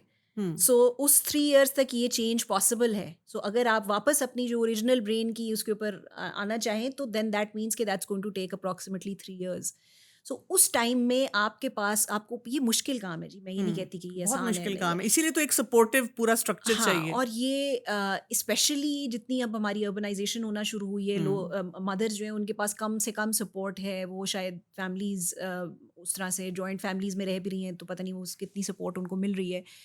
और ज़्यादातर लोग नहीं रह रहे अब, हुँ, न्यूक्लियर फैमिलीज़ की तरफ सारा शिफ्ट जा रहा है, बिकॉज़ लोग शहरों में रहना शुरू हो गए हैं ज़्यादा, और शिफ्ट चल रहा है। हुँ, तो उसमें एक माँ है जो रिस्पॉन्सिबल है, और अब वो एक अकेली औरत है जो ये सब कुछ करना चाह रही है, तो थोड़ा-सा हमें उसको भी क्रेडिट देना है कि वो भी कोशिश कर रही है, और उसको सपोर्ट करना है कि अगर वो कोशिश नहीं कर पा रही, यानी हुँ, अगर वो इस कदर ओवरवेल्म्ड है कि वो बच्चे को साइड पे रखकर अपने फ़ोन के अंदर से अपने, मतलब अपने आप को भूलना चाह रही है, हुँ, तो फिर क्या ऐसी तकलीफ़ है, क्या ऐसी मुश्किलात हैं कि वो जो काम बायोलॉजी उससे करवाना चाह रही है वो नहीं कर पा रही, तो हमें ये सोचना चाहिए कहीं इसकी तबीयत तो ठीक नहीं है, कहीं मतलब कोई बीमारी का तो कोई सिलसिला नहीं चल रहा, हुँ, कहीं उसको कोई एंग्जाइटी डिप्रेशन की बीमारी तो नहीं चल रही, फिजिकली कहीं वो बहुत ज़्यादा पेन में तो नहीं है, बर्नआउट तो नहीं है उसका वो किसी तरह उसका से भी। बर्नआउट तो नहीं हुँ, चल रहा, जो कि ऑब्वियसली प्रेगनेंसी इटसेल्फ एक एग्जॉस्टिंग प्रोसेस है, एक चाइल्ड बर्थ एक हुँ, एग्जॉस्टिंग और अनफॉर्चुनेटली हमारे यहाँ ट्रोमेटिक प्रोसेस है। हालांकि है एक नेचुरल चीज़, लेकिन हम उसको बहुत ज़्यादा पैथोलॉजाइज कर चुके हुए हैं। Again, responsibility is medical practitioners for that, लेकिन ये इतनी ज़्यादा ट्रॉमेटिक चीज़ों में से गुजर के अगर एक इंसान वो चीज़ें नहीं कर पा रहा जो उसकी अगेन रिस्पॉन्सिबिलिटी है, और जो जिसके लिए वो बायोलॉजिकली प्राइम किया गया है, हुँ। तो फिर हमें उसके बारे में सोचना है कि क्या आपने करना चाइल्ड बर्थ की बात की ना, तो इसमें डॉक्टर्स का क्या रोल होगा? यानी कैसे वो उस मदर के लिए इस प्रोसेस को आसान बना सकते हैं? और क्योंकि फैमिली मेंबर्स तो बाहर बैठे हुए हैं। है। अब वो डॉक्टर्स है या पैरामेडिकल स्टाफ है और या वो लड़की खुद है, वो माँ जो बनने वाली है कि उसको क्या पता होना चाहिए कि इस वक़्त मैं क्या कर सकती हूँ कि मेरे लिए ये मरहला आसान हो, और वही बात है उस बच्चे के ऊपर भी जो अब उसने इस दुनिया में आना है तो उसका भी प्रेशर कम हो। अम, देखिए, हम सब जो है ना, ये बहुत ज़्यादा हमें चाइल्ड बर्थ की हॉरर स्टोरी सुनाई जाती हैं। ये हम ये कहानी ऐसी कहानी है कि जो हम सुनाते हैं, औरतें आपस में हमेशा ये कहानी सुनाती हुँ। हैं। लेकिन ये हम भूल जाते हैं ये कहानी सुनाते हुए कि जब हम ये कहानी सुना रहे होते हैं तो हम खुद हॉरिफाइड कम लोग होते हैं। हम एक कहानी सुना रहे होते हैं वो जैसे कि हमारा आपने पास था ना, अब हम हाँ, गुज़र चुके हैं उससे। हाँ, उसमें से गुज़र चुके होते हैं। हम ये कहानी के तौर पे हुँ, सुना रहे होते हैं। हम इसको एक तकलीफ़देह वाक़ये के तौर पे ज़्यादातर नहीं सुना रहे होते। हम ये सुनाते हैं कि ये मेरे साथ ऐसे हुआ। हुँ। लेकिन जो अगला बंदा है जिसने अभी ये एक्सपीरियंस नहीं किया, उसके अंदर उससे एक डर की कैफ़ियत पैदा होती है। तो उसको ये सोच समझ के कहानी सुनाएँ कि इसका मकसद क्या है आखिर? हम ये सुनाना कि कितना हॉरिबल, कितना पेनफुल, कितना फलाँ-ढिमकान था, ये सिर्फ़ सुनाने की ज़रूरत है, या ये भी सुनाने की ज़रूरत है कि ये बहुत तकलीफ़देह था यकीनन, लेकिन अब और ये बच्चे के फ़ौरन पैदा होते ही वो हुँ, वाली तकलीफ़ जो है वो इतनी ज़्यादा तकलीफ़देह नहीं लग रही थी। नहीं और लगती। इसके ऊपर एक, मतलब इसके ऊपर रिसर्च भी है कि जब औरतों से चाइल्ड बर्थ के दौरान पूछा गया कि ये इस पेन को आप ग्रेड करें कि ये कितना ज़्यादा तकलीफ़देह था, ये या आप कितनी हुँ, तकलीफ़ में हैं इस वक़्त? तो सब ने कहा कि ये मैक्सिमम तकलीफ़ है जो मैं बर्दाश्त हुँ, कर सकती हूँ। और इमीडिएटली चाइल्ड बर्थ के बाद उन्होंने पूछा, तो वो पेन के लेवल्स कि जी आपको कितनी तकलीफ उस वक्त हुई थी, तो वो उन्होंने उसको रीएडजस्ट करके कह दिया कि नहीं ये इट्स वर्थ इट भी है ना, ये हम नहीं, कहते हैं। हाँ वर्थ भी, और वो इसका अगेन नेचर ने उसके लिए एक मैकेनिज्म बनाया हुआ है हम्म, कि उस पेन की उस तरह की मेमोरी नहीं होती जिस तरह की खुदा ना खास्ता आपकी कोई हड्डी टूट गई है, जैसे हम कहते हैं हाँ, ना कि कई हड्डियों के हम्म, टूटने जितनी पेन है चाइल्ड बर्थ बिल्कुल की और ऐसे ही। लेबर की, लेकिन वो हड्डियों के टूटने की जो पेन की परसेप्शन है, यानी वो किस तरह से आप का दिमाग उस पेन को समझता है, वो हम्म। डिफरेंट है जब बच्चे की पैदाइश का जो प्रोसेस है उससे। सो यानी यानी सिर्फ जो ये नहीं है। नेचुरल प्रोसेस है उसमें अल्लाह ताला ने सेल्फ हीलिंग जो है वो बहुत ज़्यादा रखी हुई है। बिल्कुल। अच्छा, बच्चा जब है जैसे फर्स्ट 2 इयर्स, होता ये कि मुझे हमेशा से ये लगता है कि वो प्रिपेयर्डनेस नहीं है हमारी कहीं पे भी ना। यानी जब शादी हुई तो मुबारकबाद मुबारकबाद, पता ही नहीं कि हस्बैंड वाइफ ने रिलेशनशिप कैसे बिल्ड करना है। फिर उसके बाद प्रेगनेंसी हुई तो मुबारक हो, कहती शुक्र है प्रेग्नेंट होगी। अब यही नहीं पता कि प्रेगनेंसी के मराहिल कितने मुश्किल हैं। बच्चा पैदा हुआ, फिर सब लड्डू खा रहे हैं हम्म, कि जी शुक्र है बच्चा पैदा हो गया। अब उसको नहीं पता कि अच्छा भी अब तो मुझे जागना है। अच्छा, वो हर स्टेज पे अगले मरहले का इंतज़ार करती है कि अगला मरहला आएगा ना तो मैं ईज़ आउट हो जाऊँगी। अभी तो फ़ीड करा रही हूँ ना तो आई एम बाउंड। जब मैं वीनिंग स्टार्ट करूँगी तो ईज़ आउट होंगी। वीनिंग स्टार्ट होती है तो एक और चैलेंज शुरू हो गया जी, अब बच्चा खाना नहीं खा रहा। क्या खिलाना है, क्या नहीं खिलाना, वो स्ट्रगल।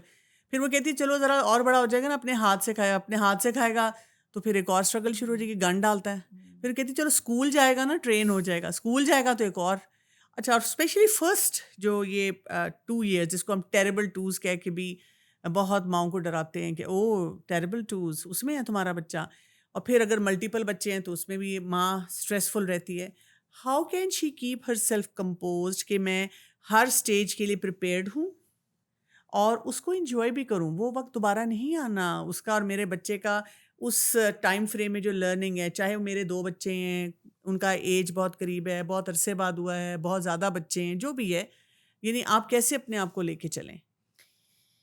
इसमें फर्स्ट ऑफ ऑल जो पीडियाट्रिशियंस हैं और जो मेडिकल प्रैक्टिशनर्स हैं, उनके बारे में जब आपने एक बात की ना कि उनका भी एक रोल इस तरह का कि जो नॉर्मल चीज़ें हैं उनको प्लीज़ पैथोलॉजाइज ना करें। हुँ, यानी child birth is a normal process. हुँ, जो ये टेरेबल टूज हैं, ये एक नॉर्मल डेवलपमेंटल प्रोसेस है।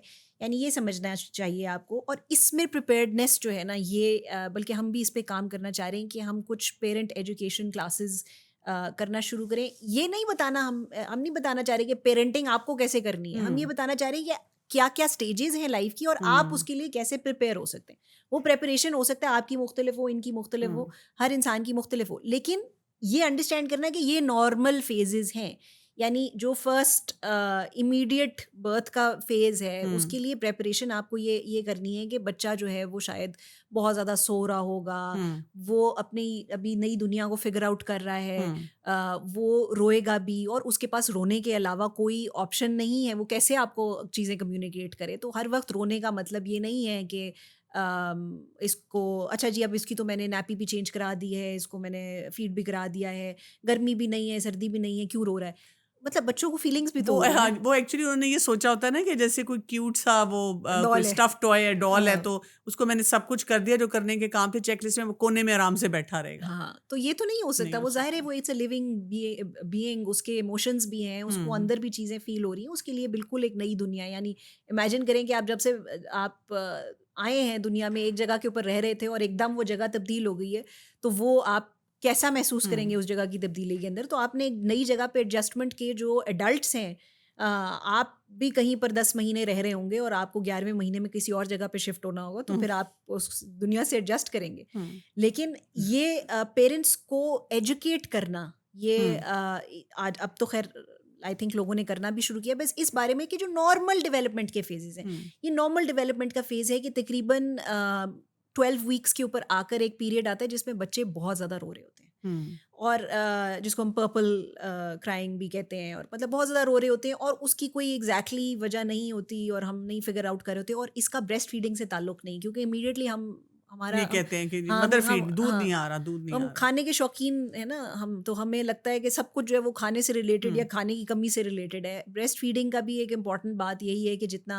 आप फीड कराते हैं उतनी फीड बनती है ही। अगर आप फीड नहीं कराएंगे तो आपका जो माँ का दूध है वो बनता नहीं, उसका मैकेनिज्म ही इस तरह से है कि जितना फीड कराते हैं, यानी आप फीडिंग एक प्रैक्टिस सप्लाई है, एंड डिमांड है ना, बिल्कुल, सप्लाई एंड कि जितना डिमांड। कर रहे होंगे उतना हम्म। बनता जाएगा, जितना हम्म। कम करेंगे उतना कम होता जाएगा।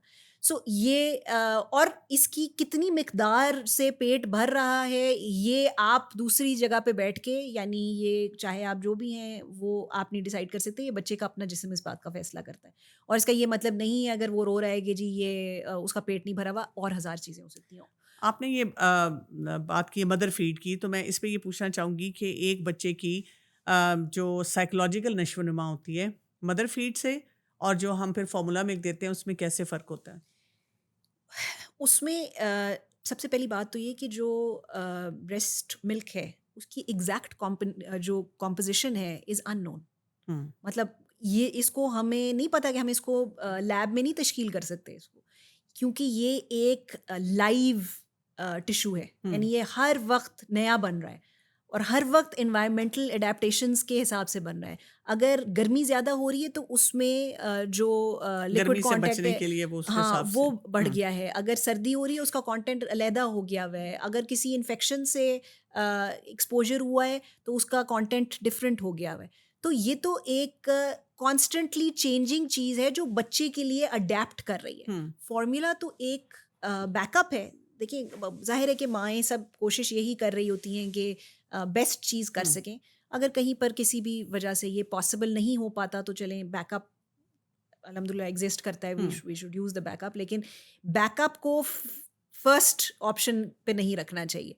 और ये immediately, again this is where the medical practitioners come up, के इमीडिएटली ये अंडरस्टैंड करें कि पहले दिन, जिस दिन बच्चा पैदा होता है, एक जो, फ़ौरन विदिन 30 मिनट्स हम तो कहते हैं हाँ, कि आप तो दें। हाँ, स्किन टू स्किन कांटेक्ट हुँ। करें और बच्चे को फीड कराएं, और ये मत सोचें कि ये जो शुरू में जो माँ का दूध होता है उसकी मिकदार कम ही होती है, उसका जो फैट कंटेंट है वो बहुत ज़्यादा होता है, वो डिफरेंट एक फ्लूइड है। वो ये नहीं है कि जी ये तो इसने एक पूरी फीडर भी भर के पी ली है और वो पता नहीं 2 मिनट के लिए पिया था। वो उसके अंदर कोई कंपैरिज़न नहीं है, क्योंकि वो मैकेनिज़्म को हम पूरी तरह भी समझते ही नहीं हैं, और ये हुँ। हमने एक लैब में एक स्टैंडर्ड अंडरस्टैंडिंग के साथ जान बचाने का एक तरीका निकाला है।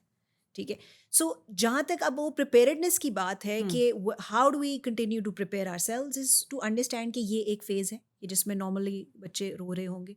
6 मंथ्स के ऊपर जब वो बच्चे खाने को एक्सप्लोर करना शुरू करेंगे, वो थोड़े अमाउंट्स में खाना खाएँगे, वो हुँ। ज़्यादातर फेंकेंगे, क्योंकि वो चीज़ों को समझने की कोशिश कर रहे हैं कि चीज़ें फ़ील कैसी होती हैं, हुँ। उनके दिमाग का वो हिस्सा डेवलप हो रहा है। 5 सेंसेस यूज़ कर रहे हैं। हाँ, फिर जब वो 2-3 इयर्स की एज में हुँ। आ रहे हैं, अब उनके इमोशंस का जो दिमाग का हिस्सा है वो तो डेवलप हो गया है, लेकिन जो इमोशंस को कंट्रोल करने का हिस्सा है वो अभी पूरी तरह नहीं बना हुआ।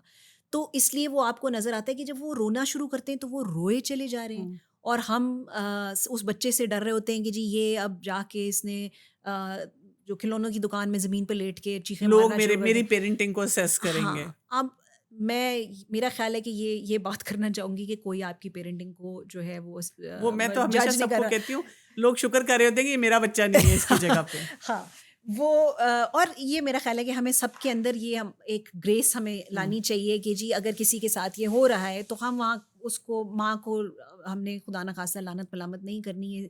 उनको ज़रा सी स्पेस दें, ये अंडरस्टैंड करें कि ये एक नॉर्मल प्रोसेस है, बच्चे ये सीख जाएँगे।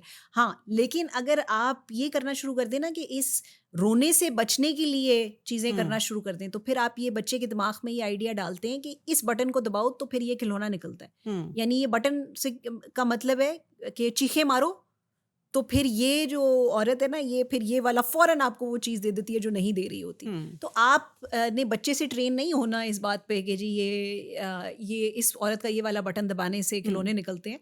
आपने ये अंडरस्टैंड करना है कि ये एक तकलीफ़देह चीज़ है, ये एक मरहला है, और जिस तरह बाकी सब मरहले होते हैं, इसमें से इस टाइम को गुज़ारना है अपने आप को काम रख के। ठीक है। अगर एक ऐसी मदर है और वो अपनी तरफ से अपने आप को काम रखती है, लेकिन कभी एकदम उसे गुस्सा आया और उसने बच्चे को स्लैप कर दिया, या सख्ती की, या फ़र्ज़ करें कई दफ़ा ऐसी मदर्स भी होती हैं कि उन्होंने बच्चे के साथ बहुत बुरा रवैया रखा, एंड देन टाइम केम जो अल्लाह ने उनके लिए रखा था, अब उन्होंने कोई पेरेंटिंग कोचिंग ली या कुछ भी लिया और उनको अब समझ आई। वो माएँ बहुत रिग्रेटफुल रहती हैं, बहुत परेशान रहती हैं कि हमसे बहुत गलतियाँ हुई हैं पेरेंटिंग में, हम नहीं इतने वेल इक्विप्ड थे, अब उनको क्या करना चाहिए? ये बहुत बड़ा सवाल आता है, what should we do now? अच्छा, कई दफ़ा टीनेजर्स बच्चे होते हैं, तो वो माँओं को बार-बार प्रेशर देते रहते हैं, आप तो ऐसी थी, आप ये करती थी। माएँ रोज़ खड़ी हो जाती हैं, आई एम सॉरी बेटा मैंने गलती किया, वो सॉरी भी बोल-बोल के एग्ज़ॉस्ट हो रही होती हैं। ऐसी माएँ सब क्या करें? अगर तो आप ज़िंदगी के उस हिस्से में हैं कि जिसमें ये वाला फ़ेज़ आपका फ़िलहाल चल रहा है, तो ये हुँ, अंडरस्टैंड करें कि किसी से बदतमीज़ी करके ये नहीं सिखाया जा सकता कि बदतमीज़ी नहीं करनी। हुँ, मतलब मार-पीट किसी को भी कोई भी चीज़ सिखाने का सबसे घटिया तरीका है। हुँ, मार के कि जी ओह! तुमने भाई को क्यों मारा है और आपने आगे से उसको 2 थप्पड़ मार के ये सिखाना है की कोशिश की है कि मारना गलत है, तो उसको ये बात नहीं समझ आई। उसको सिर्फ़ ये समझ आई है कि जो आपसे ज़्यादा ताकतवर है, वो आपको मार सकता है। हुँ, तो जब वो किसी से ज़्यादा ताकतवर होगा, तो वो मारेगा।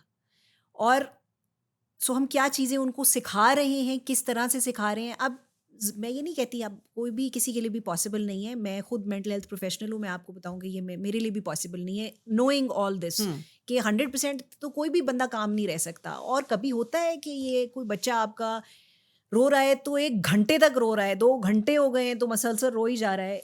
ये फ़ेज़ेज़ आएँगे, लेकिन उस फ़ेज़ में आप अगर आपको लगता है कि आप आउट ऑफ़ कंट्रोल हो रहे हैं, यानी इतना आपको गुस्सा आ रहा है, तो कोशिश करें कि कमरे से बाहर आ जाएँ। ठीक है? ये बता कर के बेटे आप बहुत गुस्से में हैं, मुझे नज़र आ रहा है और इससे मैं मुझे ब्रेक चाहिए, अब बाहर आ जाएँ। बच्चों को ये बताना, इमोशंस उनके लिए लेबल करना, ये हेल्प करता है हुँ, इनिशियल लाइफ में। अच्छा, भूख लग रही है, नींद आ रही है, ये तो हम बात करते हैं। लेकिन ये भी कि अच्छा गुस्सा चढ़ रहा है। हुँ, अ, वो अच्छा, इमोशन को लेबल करने का मतलब ये नहीं है कि आप इमोशन को डिलीट करने की कोशिश। हुँ, अच्छा, आपको खिलौना नहीं मिला, आपको गुस्सा आ रहा है, ये लो खिलौना। नहीं, ये हम कह रहे हैं कि जी ये तो बेटे आपको नहीं मिल सकती इस वक़्त। बिल्कुल। आपको गुस्सा आ रहा होगा, मुझे भी आएगा, मैं आपकी जगह होंगी तो गुस्सा।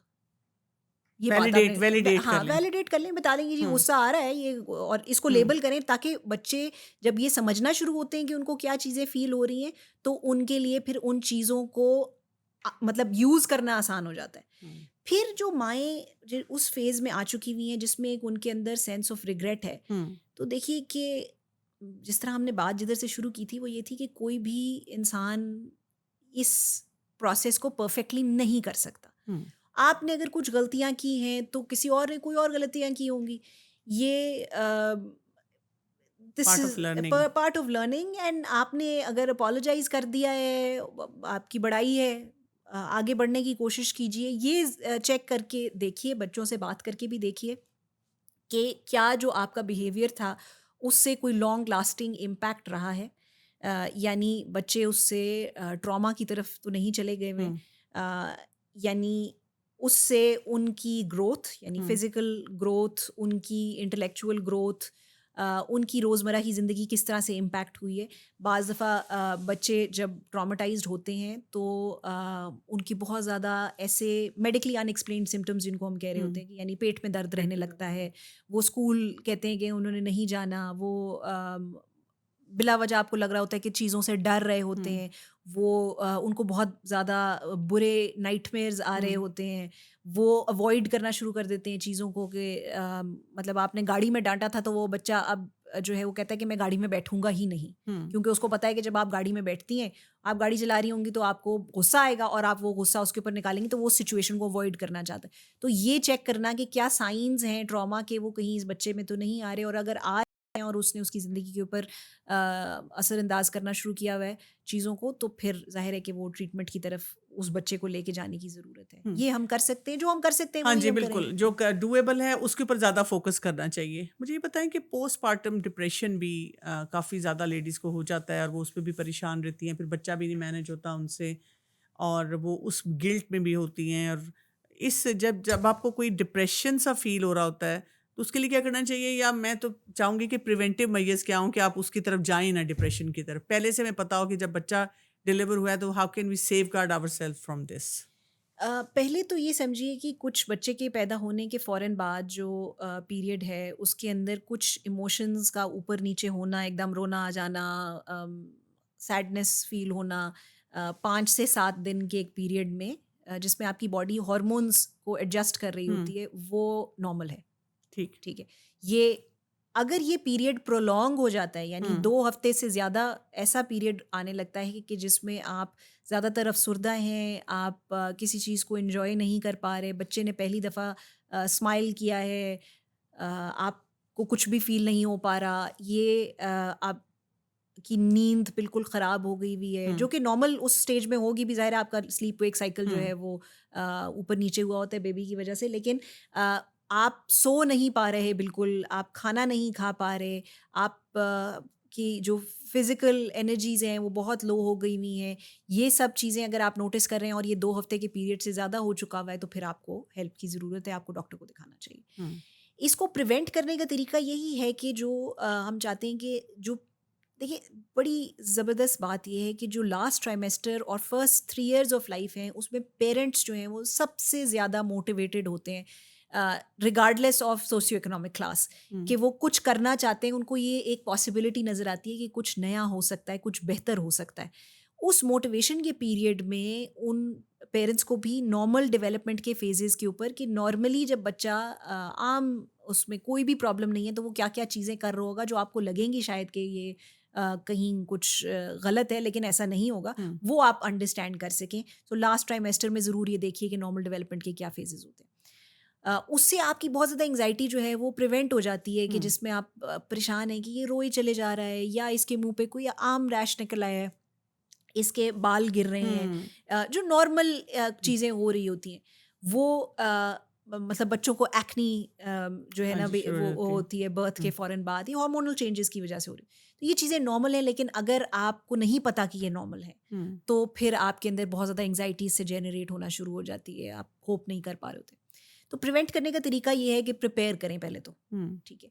फिर जो इमोशनल प्रिपरेशन है ना इसकी वो ये है कि मुझे मेरे पास क्या सोर्सेज ऑफ सपोर्ट हैं, हुँ, क्योंकि ये एक बर्डन है एक हुँ, तरह का जो हुँ, आपने उठाना है। अब ये हुँ, बहुत आप खुशी से उठा रहे हैं, ऐसा नहीं हुँ, है, हम सब ने कोई ना कोई वज़न तो उठाना ही है।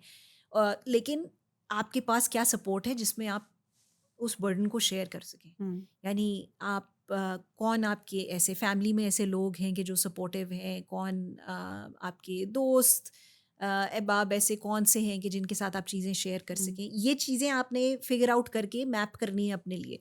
फिर क्या चीज़ें जो आपको हेल्प करती हैं कि अच्छा ठीक है, बाज़ लोग जो हैं वो उनको लगता है कि अच्छा मेरे पास अगर 20 मिनट का टाइम हो, कोई बच्चे को 20 मिनट के लिए पकड़े, मैं जाके नहा के कपड़े चेंज करके मी टाइम हो जाए मेरा। हाँ, थोड़ा-सा हुँ, कुछ कुछ अपने लिए कर हुँ, सकूँ, क्योंकि उस फर्स्ट फ्यू वीक्स के अंदर तो आपकी अपनी पर्सनल हाइजीन का भी आपको टाइम नहीं मिल रहा हुँ, होता। बिल्कुल ऐसे। आपकी सब रूटीन ऊपर-नीचे हुई हुई होती है, तो आप नॉर्मल चीज़ें भी नहीं कर हुँ, पा रहे होते। तो ये वाली चीज़ें सोचना कि अच्छा मैं किस तरह से ये करूँगी। कौन-सी चीज़ों के ऊपर मैं कॉम्प्रोमाइज़ कर सकती हूँ। यानी इस बात से फ़र्क पड़ेगा कि अगर घर में रोज़ाना 3 खाने पकते थे, तो 3 की जगह अगर 1 खाना पक जाएगा या 2 हुँ, खाने पक या जाएँगे। बहुत स्पिक एंड स्पैन नहीं हो रहा घर हाँ, उस तो वक़्त। अगर उस पीरियड में और ये हमने एज़ अ सोसाइटी लोगों को भी सपोर्ट करना है जो उस हुँ, पीरियड के अंदर है, हुँ। जो स्पेशली जिनके पास बहुत ज़्यादा सपोर्ट नहीं है कि जाके कहना कि हाय अल्लाह तुम्हारा घर कितना गंदा हो रहा है अच्छा, ये। मुझे लगता है उससे ज़्यादा हम बार-बार ये कहते हैं कि लगता ही नहीं कि तुम्हारा बच्चा पैदा हुआ है, तुम तो अभी तक तुमने वेट नहीं लूज़ किया। उसको हाँ, ये परेशानी डाल देते हैं कि जी वो बॉडी शेमिंग शुरू कर देते हैं और उस किस्म की इमेज जो है बिल्ड कर देते हैं। अच्छा ये बताइएगा कि अगर फैमिली टॉक्सिक है या हस्बैंड टॉक्सिक है और वाक़ई टॉक्सिक अब्यूसिव टाइप का रिलेशनशिप है, वो मदर जो होती है बहुत स्ट्रेसफुल होती है। वो चाह रही होती है कि इन अ वे कुशन बन जाए कि अपने बच्चों तक उन इम्पैक्ट्स को ना जाने दे और अपने बच्चों के साथ इमोशनली भी कनेक्टेड रहे on stable grounds. It's a very difficult battle and difficult path.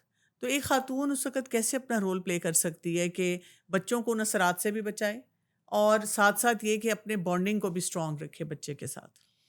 अगर वो जो आपने बात की ना कि अगर आप फ़ोन को क्रिब में और बच्चे हुँ, को गोद में रख लें, तो ये इसी से कई मसले हल हो जाएँगे। यानी हुँ, बच्चों के साथ आप अगर ऐसी खुदा ना ख़ास्ता ऐसी सिचुएशन में हैं जिसमें किसी भी तरह का क्रॉनिक स्ट्रेस है हुँ, और वो ज़रूरी नहीं है कि वो किसी और इंसान की वजह से ही हो, ये भी हो सकता है कि वो गुर्बत की वजह से हो, वो किसी हुँ, फाइनेंसेस हैं, हुँ, फाइनेंसेस की वजह से हो, वो किसी नेचुरल डिज़ास्टर हुँ, की उसमें हो। अभी रिसेंटली जिस तरह हमें एक वॉर के थ्रेट हुँ, के अंदर हम ने कुछ दिन गुजारे, ये इस तरह का अगर स्ट्रेस है कि जो जिसके बारे में आप कुछ नहीं कर सकते, फॉर वॉट एवर रीज़न। पहले तो ये फैसला करने की ज़रूरत है कि क्या वाकई कुछ नहीं किया जा सकता, और अगर हमने ये फैसला कर लिया है कि नहीं कुछ हो सकता और इसी के साथ गुजारा करना है, तो बच्चों के साथ उसको समझने की कोशिश कीजिए कि वो क्या आपको बता रहे। मैं आपको एक इंटरेस्टिंग बात बताऊं कि मैंने अभी कुछ 5 साल के बच्चों के साथ गपशप की अपने आज यहाँ आने से पहले।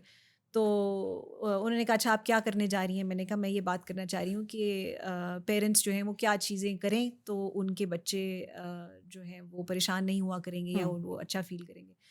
तो मैंने कहा आपको क्या लगता है कि अगर पेरेंट्स गुस्से में हों तो बच्चे परेशान होते हैं? तो बच्चों ने कहा कि अगर वो जनरली गुस्से में हैं तो फिर हमें नहीं फ़र्क पड़ता, लेकिन अगर हम पे गुस्सा कर रहे हैं तो फिर फ़र्क पड़ता है। मैंने कहा अच्छा क्या मतलब कि जैसे अगर गाड़ी में बैठे हैं और वो किसी और गाड़ी में बैठे हुए बंदे पे गुस्सा कर रहे हैं तो आपको कुछ नहीं होगा। तो ज़्यादातर बच्चों ने ये कहा कि नहीं ठीक है, वो तो हमें पता है कि वो और किसी पे गुस्सा कर रहे हैं। तो फिर मैंने कहा लेकिन फिर आप पे जब गुस्सा होता है तो क्या होता है? तो उन्होंने ये कहा कि फिर लगता है ऐसे कि शायद हमसे प्यार नहीं करते ये। तो मुझे बहुत ये पावरफुल बात लगी और फ़ौरन मेरा दिल भी वो हुआ कि नहीं नहीं बेटे, आपसे तो हर वक्त प्यार करते हैं, माँ बाप तो प्यार करते हैं रिगार्डलेस अगर वो गुस्से में है या नहीं है। लेकिन बच्चों के लिए ये बात समझना परमानेंस की ये एक मुश्किल चीज़ है। आपके इमोशंस की परमानेंस उस तरह से नहीं समझ पाते वो टाइम की परसेप्शन उनकी कुछ और है। तो वो उस मोमेंट में जिसमें आप चीखम पुकार कर रहे हैं उनको यही लग रहा है कि ये अब she does not love me any. So ये कितनी मुश्किल बात है कि एक इंसान जिसके ऊपर आप फुली डिपेंडेंट हैं, जिसने आपको पैदा किया है, जो एक ही या दो जो इंसान हैं वो जो सबसे इंपॉर्टेंट लोग हैं आपकी ज़िंदगी के, अगर आपको वो लगना शुरू हो जाए कि ये लोग मुझसे प्यार नहीं करते तो वो कैसे कितना कोई एक डिफिकल्ट है। होम टाइम क्रिएट करें, यानी एक होम टाइम कैसे क्रिएट किया जाए जिसमें बच्चा जो है वो इमोशनली सेफ फील करे, क्योंकि अब आजकल तो हमारे पास वैसे ही टाइम की कमी हो चुकी हुई है, फैमिली टाइम वैसे स्क्वीज्ड है, लेकिन उसको कैसे बेहतर बनाया जाए? उसमें एम्फेसिस जो है वो क्वालिटी पे रखें, क्वांटिटी पे नहीं। वो उस वक्त के साथ आप क्या करते हैं, यानी उस वक्त के साथ अगर आप टीवी देख रहे हैं हम्म और उस पे टीवी पे खबरनामा लगा हुआ है हम्म तो ये आपने ख़ास टाइम तो स्पेंड नहीं किया साथ। हम्म उस टाइम के अंदर आप कुछ खेल लेते हैं बच्चों के साथ, और ज़रूर कोई नहीं आपको कह रहा कि आपने बच्चों के साथ 3 घंटे खेलना है हम्म या उनको 3 घंटे जो है आपको किसी थीम पार्क में लेके जाने की ज़रूरत है, ये ज़रूरी नहीं है। उस 3 घंटे में अगर आपने 20 मिनट आधा घंटा भी अपनी फुल अटेंशन के साथ बच्चे के साथ खेल लिया है, ऐसी गेम जो वो डायरेक्ट कर रहा है, वो आप डिसाइड कर रहा है कि क्या खेला जाएगा, और बगैर इस प्रेशर के कि इस गेम के दौरान ही मैंने इसको सब कुछ सिखा देना है, यानी ABC 1 2 3 और मैथमेटिकल इक्वेशंस अगर इसने नहीं सीखी तो ये आगे जाके तरक्की नहीं कर सकेगा। इस आइडिया को डिलीट करके अगर आप उसके साथ 20 मिनट भी गुजार लेते हैं तो ये एक क्वालिटी टाइम है जिसमें आप बच्चे को डिसाइड करने दें कि वो इस टाइम के साथ क्या करेगा। एक ट्रक है तो आपको लग रहा है कि इसको इस तरह से रोड के ऊपर से यूं चलाना है और इधर से लेके जाना है, तो ये आपको लग रहा है, उसको मौका दें, वो शायद उसके साथ कुछ और करना करना चाहे, चाहिए, बिल्कुल। और उस 20 मिनट्स के लिए आप थोड़ा सा गिव अप कर दें कि जी ये मुझे इस गेम को फॉलो करना है जो ये गेम खेली जा रही है। सास बहू का बहुत झगड़ा होता है और उनके काफ़ी ज़्यादा कॉन्फ्लिक्ट्स होते हैं जिसकी वजह से दोनों ही वैसे स्ट्रेसफुल रहती हैं, और मैंने देखा है कि दोनों ही बच्चे के ऊपर इम्पैक्ट डाल रही होती है। यानी दादी एक और पर्सपेक्टिव से बच्चे को सिखाना चाह रही है, वो भी तो उसकी नस्ल है, उसे प्यार करती है, और वो भी बच्चे के इमोशंस का नहीं सोच रही है, वो अपनी पावर गेम के साथ है। और माँ जो है वो अपने चैलेंजेस के साथ है, वो भी बच्चे को एक और तरीके से उस वक्त हैंडल करना चाह रही है। तो ये बच्चा उन दो ख़वातीन के दरमियान पिस रहा होता है, उसको नहीं समझ आ रही थी कि मैं अपने आप को इमोशनली स्टेबल कैसे रखूं, इन दोनों को अपने रिलेशनशिप पे कैसे वर्क करना चाहिए और इनके डायनामिक्स का बच्चे पे क्या असर होगा। इसमें बुनियादी तौर पे ये समझने की ज़रूरत है कि जो भी हमने ट्रॉमा के ऊपर स्टडीज़ की हैं ना, हम्म और इसमें से कुछ जो हैं वो हुई हैं ऐसे लोगों के अंदर के जो जिनकी पूरा एक ग्रुप है लोगों का कि जो एक बहुत सिवियर ट्रॉमा को एक्सपोज हुआ। हम्म हमें ये पता चला, यानी फॉर एग्जांपल एक ग्रुप जो है वो कहत की सर्कमस्टांसेस हम्म को एक्सपोज हुआ और उसके जो डिफ़िकल्टीज़ हैं, हमें ये पता चला कि 3 जनरेशन्स बाद तक, हम्म यानी अगली ही जनरेशन, यानी वो सिर्फ एक जनरेशन गुजरी है उस कहत में से, हम्म अगली ही जनरेशन के अंदर कहत का कोई साइन नहीं है। उस जनरेशन में और उसकी अगली जनरेशन में भी उसके फिजिकल जेनेटिक इम्पैक्ट्स रहेंगे। यानी ये जनरेशनल ट्रॉमा बन जाएगा। जी, और ये आपकी जीन्स को चेंज कर रहा है। हम्म, यानी जो आपके जिस्म की बिल्डिंग ब्लॉक्स हैं, जो ईंटें हैं जिससे आपकी अगली 3 जनरेशंस की 3 पीढ़ियों की जो है वो तश्कील हो रही है, वो तब्दील हो रही हैं। तो ये सोच समझ के कीजिए कि अगर आज इसके ऊपर मैं जो इम्पैक्ट डाल रही हूँ इस सिचुएशन के ऊपर, क्या ये बात इतनी इम्पोर्टेंट है कि ये मेरी अगली 3 जनरेशंस को अफेक्ट कर दे? अच्छा डॉक्टर रूप, सिर्फ यही नहीं होता कि जो हमारे वो बिहेवियर्स हैं, एक ये होता है जो माँ के बारे में कहा जाता है बच्चे के सामने कि तुम्हारी माँ ऐसी, तुम्हारी माँ ऐसी, तुम्हारी माँ। कभी हस्बैंड कह देता है, कभी ससुराल वाले कह देते हैं, कभी डायरेक्टली इनडायरेक्टली बच्चा एनवायरनमेंट में सुन रहा है कि मुझे ये समझ आ रही है कि मेरी माँ को कहा जा रहा है कि she is not competent enough to deal with the challenges. तो ऐसे बच्चे पे क्या असरात होते हैं कि वो अपनी माँ को तो एज अ रोल मॉडल देख रहा है। किसी भी इंसान के बारे में अगर आप बात करना चाह रहे हैं और उसको क्रिटिसाइज़ करना चाह रहे हैं, तो पहले तो ये देखने की ज़रूरत है ना कि इसकी यूज़ क्या है इसका? हम्म, यानी अगर मैं आपको बात कर रही हूँ किसी और के बारे में, हम्म, और तो वो बंदा तो नहीं चेंज हो रहा मेरी आपसे बात करने से। तो क्या ये ज़रूरी है पहले तो कि ये बात इस बच्चे से की जाए, क्योंकि वो बच्चा तो माँ को तब्दील नहीं कर सकता। तो या बच्चा जो है वो दादी को तो तब्दील नहीं कर सकता, वो अपने बाप को तो तब्दील हम्म, नहीं कर सकता। तो ये सोचने की ज़रूरत है कि क्या ये कम्युनिकेशन इस बच्चे के साथ ज़रूरी है?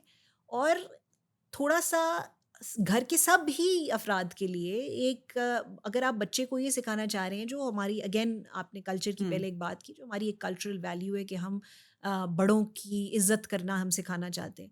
तो माँ भी बड़ी है, दादी भी बड़ी हैं, हम्म, दादा भी बड़े हैं, वालिद साहब भी बड़े हैं, तो उनकी इज़्ज़त करेंगे तो वो ये सीखेगा। बच्चे वो सीखते हैं जो आप कर रहे होते हैं। हम्म, अगर आप इज़्ज़त करके दिखा रहे हैं उनको, तो वो सीख जाएँगे कि इज़्ज़त करनी चाहिए या इज़्ज़त करनी होती है। बिल्कुल। आप वही जो मैंने आपसे पहले बात की कि बदतमीज़ी करके बदतमीज़ी नहीं ना सिखाना। करना नहीं सिखा सकते किसी को। ठीक है। अच्छा, एक लास्ट चीज़ मैं आपसे पूछना चाहूँगी कि थेरेपी का रोल क्या होगा? यानी किस स्टेज पे ज़रूर, कुछ तो आपने बीच में पॉइंट आउट की भी हैं कि हमारे कल्चर्स ये भी हैं कि हम कई दफ़ा कोई मेडिकेशन ले लेंगे, लेकिन जैसे कोई काउंसलिंग है, कोई कोचिंग है, उसकी तरफ हम नहीं जाते। और बच्चे के लिए तो हम कभी भी नहीं सोचते कि भी बच्चे को भी किसी स्टेज पे कोई ऐसी हेल्प रिक्वायर्ड हो सकती है, क्योंकि इम्पैक्ट उसके ऊपर बहुत ज़्यादा हैं, और ये कि जल्दी हम उसके लिए हेल्प ले रहे हैं ताकि आगे जाके मसाइल कम हों। इस सिलसिले में आपकी क्या एडवाइस होगी? सबसे इम्पोर्टेंट चीज़ जो हमारी पूरी कॉन्वर्सेशन की है ना, वो ये है कि जो ज़िंदगी के पहले 1001 फर्स्ट 1001 डेज़ हैं या hmm, first 3 to 5 years of life हैं, ये उसकी ज़िंदगी का, और ये शुरू होते हैं पैदाइश से पहले से, हुँ, ये उसकी ज़िंदगी का रोड मैप बना रहे हैं। ठीक है? यानी हमारे ज़हन में ये एक गलत कहीं से आइडिया आ गया हुआ है कि इस टाइम पे क्योंकि बच्चे बोलते नहीं हैं या उनकी याददाश्त नहीं होती, हुँ, तो शायद उनको कुछ असर नहीं पड़ता कि क्या हो रहा है। एक्चुअली ये बिल्कुल बात ठीक नहीं है। सब कुछ जो है वो इस फर्स्ट 5 इयर्स के अंदर मैप आउट हो रहा होता है। हुँ, तो हमने ये अंडरस्टैंड करना है कि ये किस किस्म का मैप बन रहा है। शुरू की जो नशोनुमा है, जो ज़हनी, जिस्मानी, रूहानी, ये हुँ, सब जो है ये सारी ज़िंदगी की जिस्मानी, ज़हनी सेहत को, हुँ, रूहानी सेहत को इम्पैक्ट कर रही है। वो शुरू के ही दिनों में ये सारा काम करने की ज़रूरत है जो आप करना चाहते हैं। फिर एडोलेसेंट्स के अंदर एक और पीक आता है, क्योंकि पहले फर्स्ट 5 इयर्स के अंदर सबसे ज़्यादा ब्रेन की डेवलपमेंट होती है। हुँ, यानी मिलियन कनेक्शंस पर सेकंड के हिसाब से हो रही होती है, और बच्चा जब पैदा होता है तो उसके इतने न्यूरॉन्स होते हैं कि जितनी more stars than there are in the milky way. So ये समझिए कि बच्चा ब्लैंक नहीं पैदा होता। हुँ, बच्चा जो है वो बहुत सारा डेटा और पोटेंशियल लेकर पैदा हो रहा है। उस पोटेंशियल के साथ आप पहले 5 साल में क्या करते हैं, उससे डिसाइड होगा कि वो अपनी अगली 80 साल की ज़िंदगी में, 100 साल की ज़िंदगी में क्या करेगा। सही, so this is the time to do your best. ठीक है? ठीक है। बाकी फिर ये होता है कि आपकी मोटिवेशन भी कम होना शुरू हो जाती है हुँ, और बच्चे की कैपेसिटी फॉर चेंज जो है वो भी कम होना शुरू हो जाती है। सही, so this is the time to ठीक है। Make change. ठीक है, जज़ाकल्लाह ख़ैर, थैंक यू। बहुत-बहुत शुक्रिया आपका। बहुत अच्छी इन्फॉर्मेशन हमें मिली और हमें बात क्या समझ आती है, हम अल्लाह ताला का एक नाम बहुत इस्तेमाल करते हैं, बल्कि 2 नाम बहुत इस्तेमाल करते हैं। अल्लाह ताला क्या है? अर्रहमान, अर्रहीम। आपको पता है कि ये रहम से है, रा-हा-मीम, और ये क्या होता है? रा-हा-मीम, जो रहम है उसको वूम्ब को कहते हैं। यानी जिस तरह अल्लाह ताला की रहमत है हमारे लिए, हमें माफ़ करता है, तो इसी तरह ये जो अल्लाह ताला ने हमें वूम्ब दिया, यूट्रस दिया है ना, ये हमें माफ़ करता रहता है कि हमसे गलतियाँ हो रही हैं, हम स्ट्रगल कर रहे हैं एज़ मदर्स, और वो बच्चा जो अल्लाह ताला उसको नश्व-नुमा अंदर दे रहे हैं, वो अच्छी उठान पे जा सकता है। सिर्फ़ कुछ चीज़ें हैं जिनको हमने अंडरस्टैंड करना है, कुछ फैक्टर्स हैं जिनको हमने ठीक करना है, ताकि जब आगे जाएँ ना, तो हमारे बच्चे इमोशनली स्ट्रॉन्ग हों और वो कहें, I had been raised by emotionally strong mom. यानी वो इस बात को महसूस कर सकें। तो हमें अपना रोल जो है उसको दुरुस्त करना होगा और अपने आप को थोड़ा स्टेबलाइज करना होगा और अपनी एक्चुअल नीड्स को भी अंडरस्टैंड करना है। और सबसे इम्पॉर्टेंट हमारे लिए क्या काम है? हम अपने बच्चों को अपने लिए सही मायनों में सदका जारिया बनाएं, और वो इसी तरह से है कि उनको साउंड बेस दें। इजाज़त चाहती हूँ। अस्सलाम वालेकुम वरहमतुल्लाहि वबरकातुहू।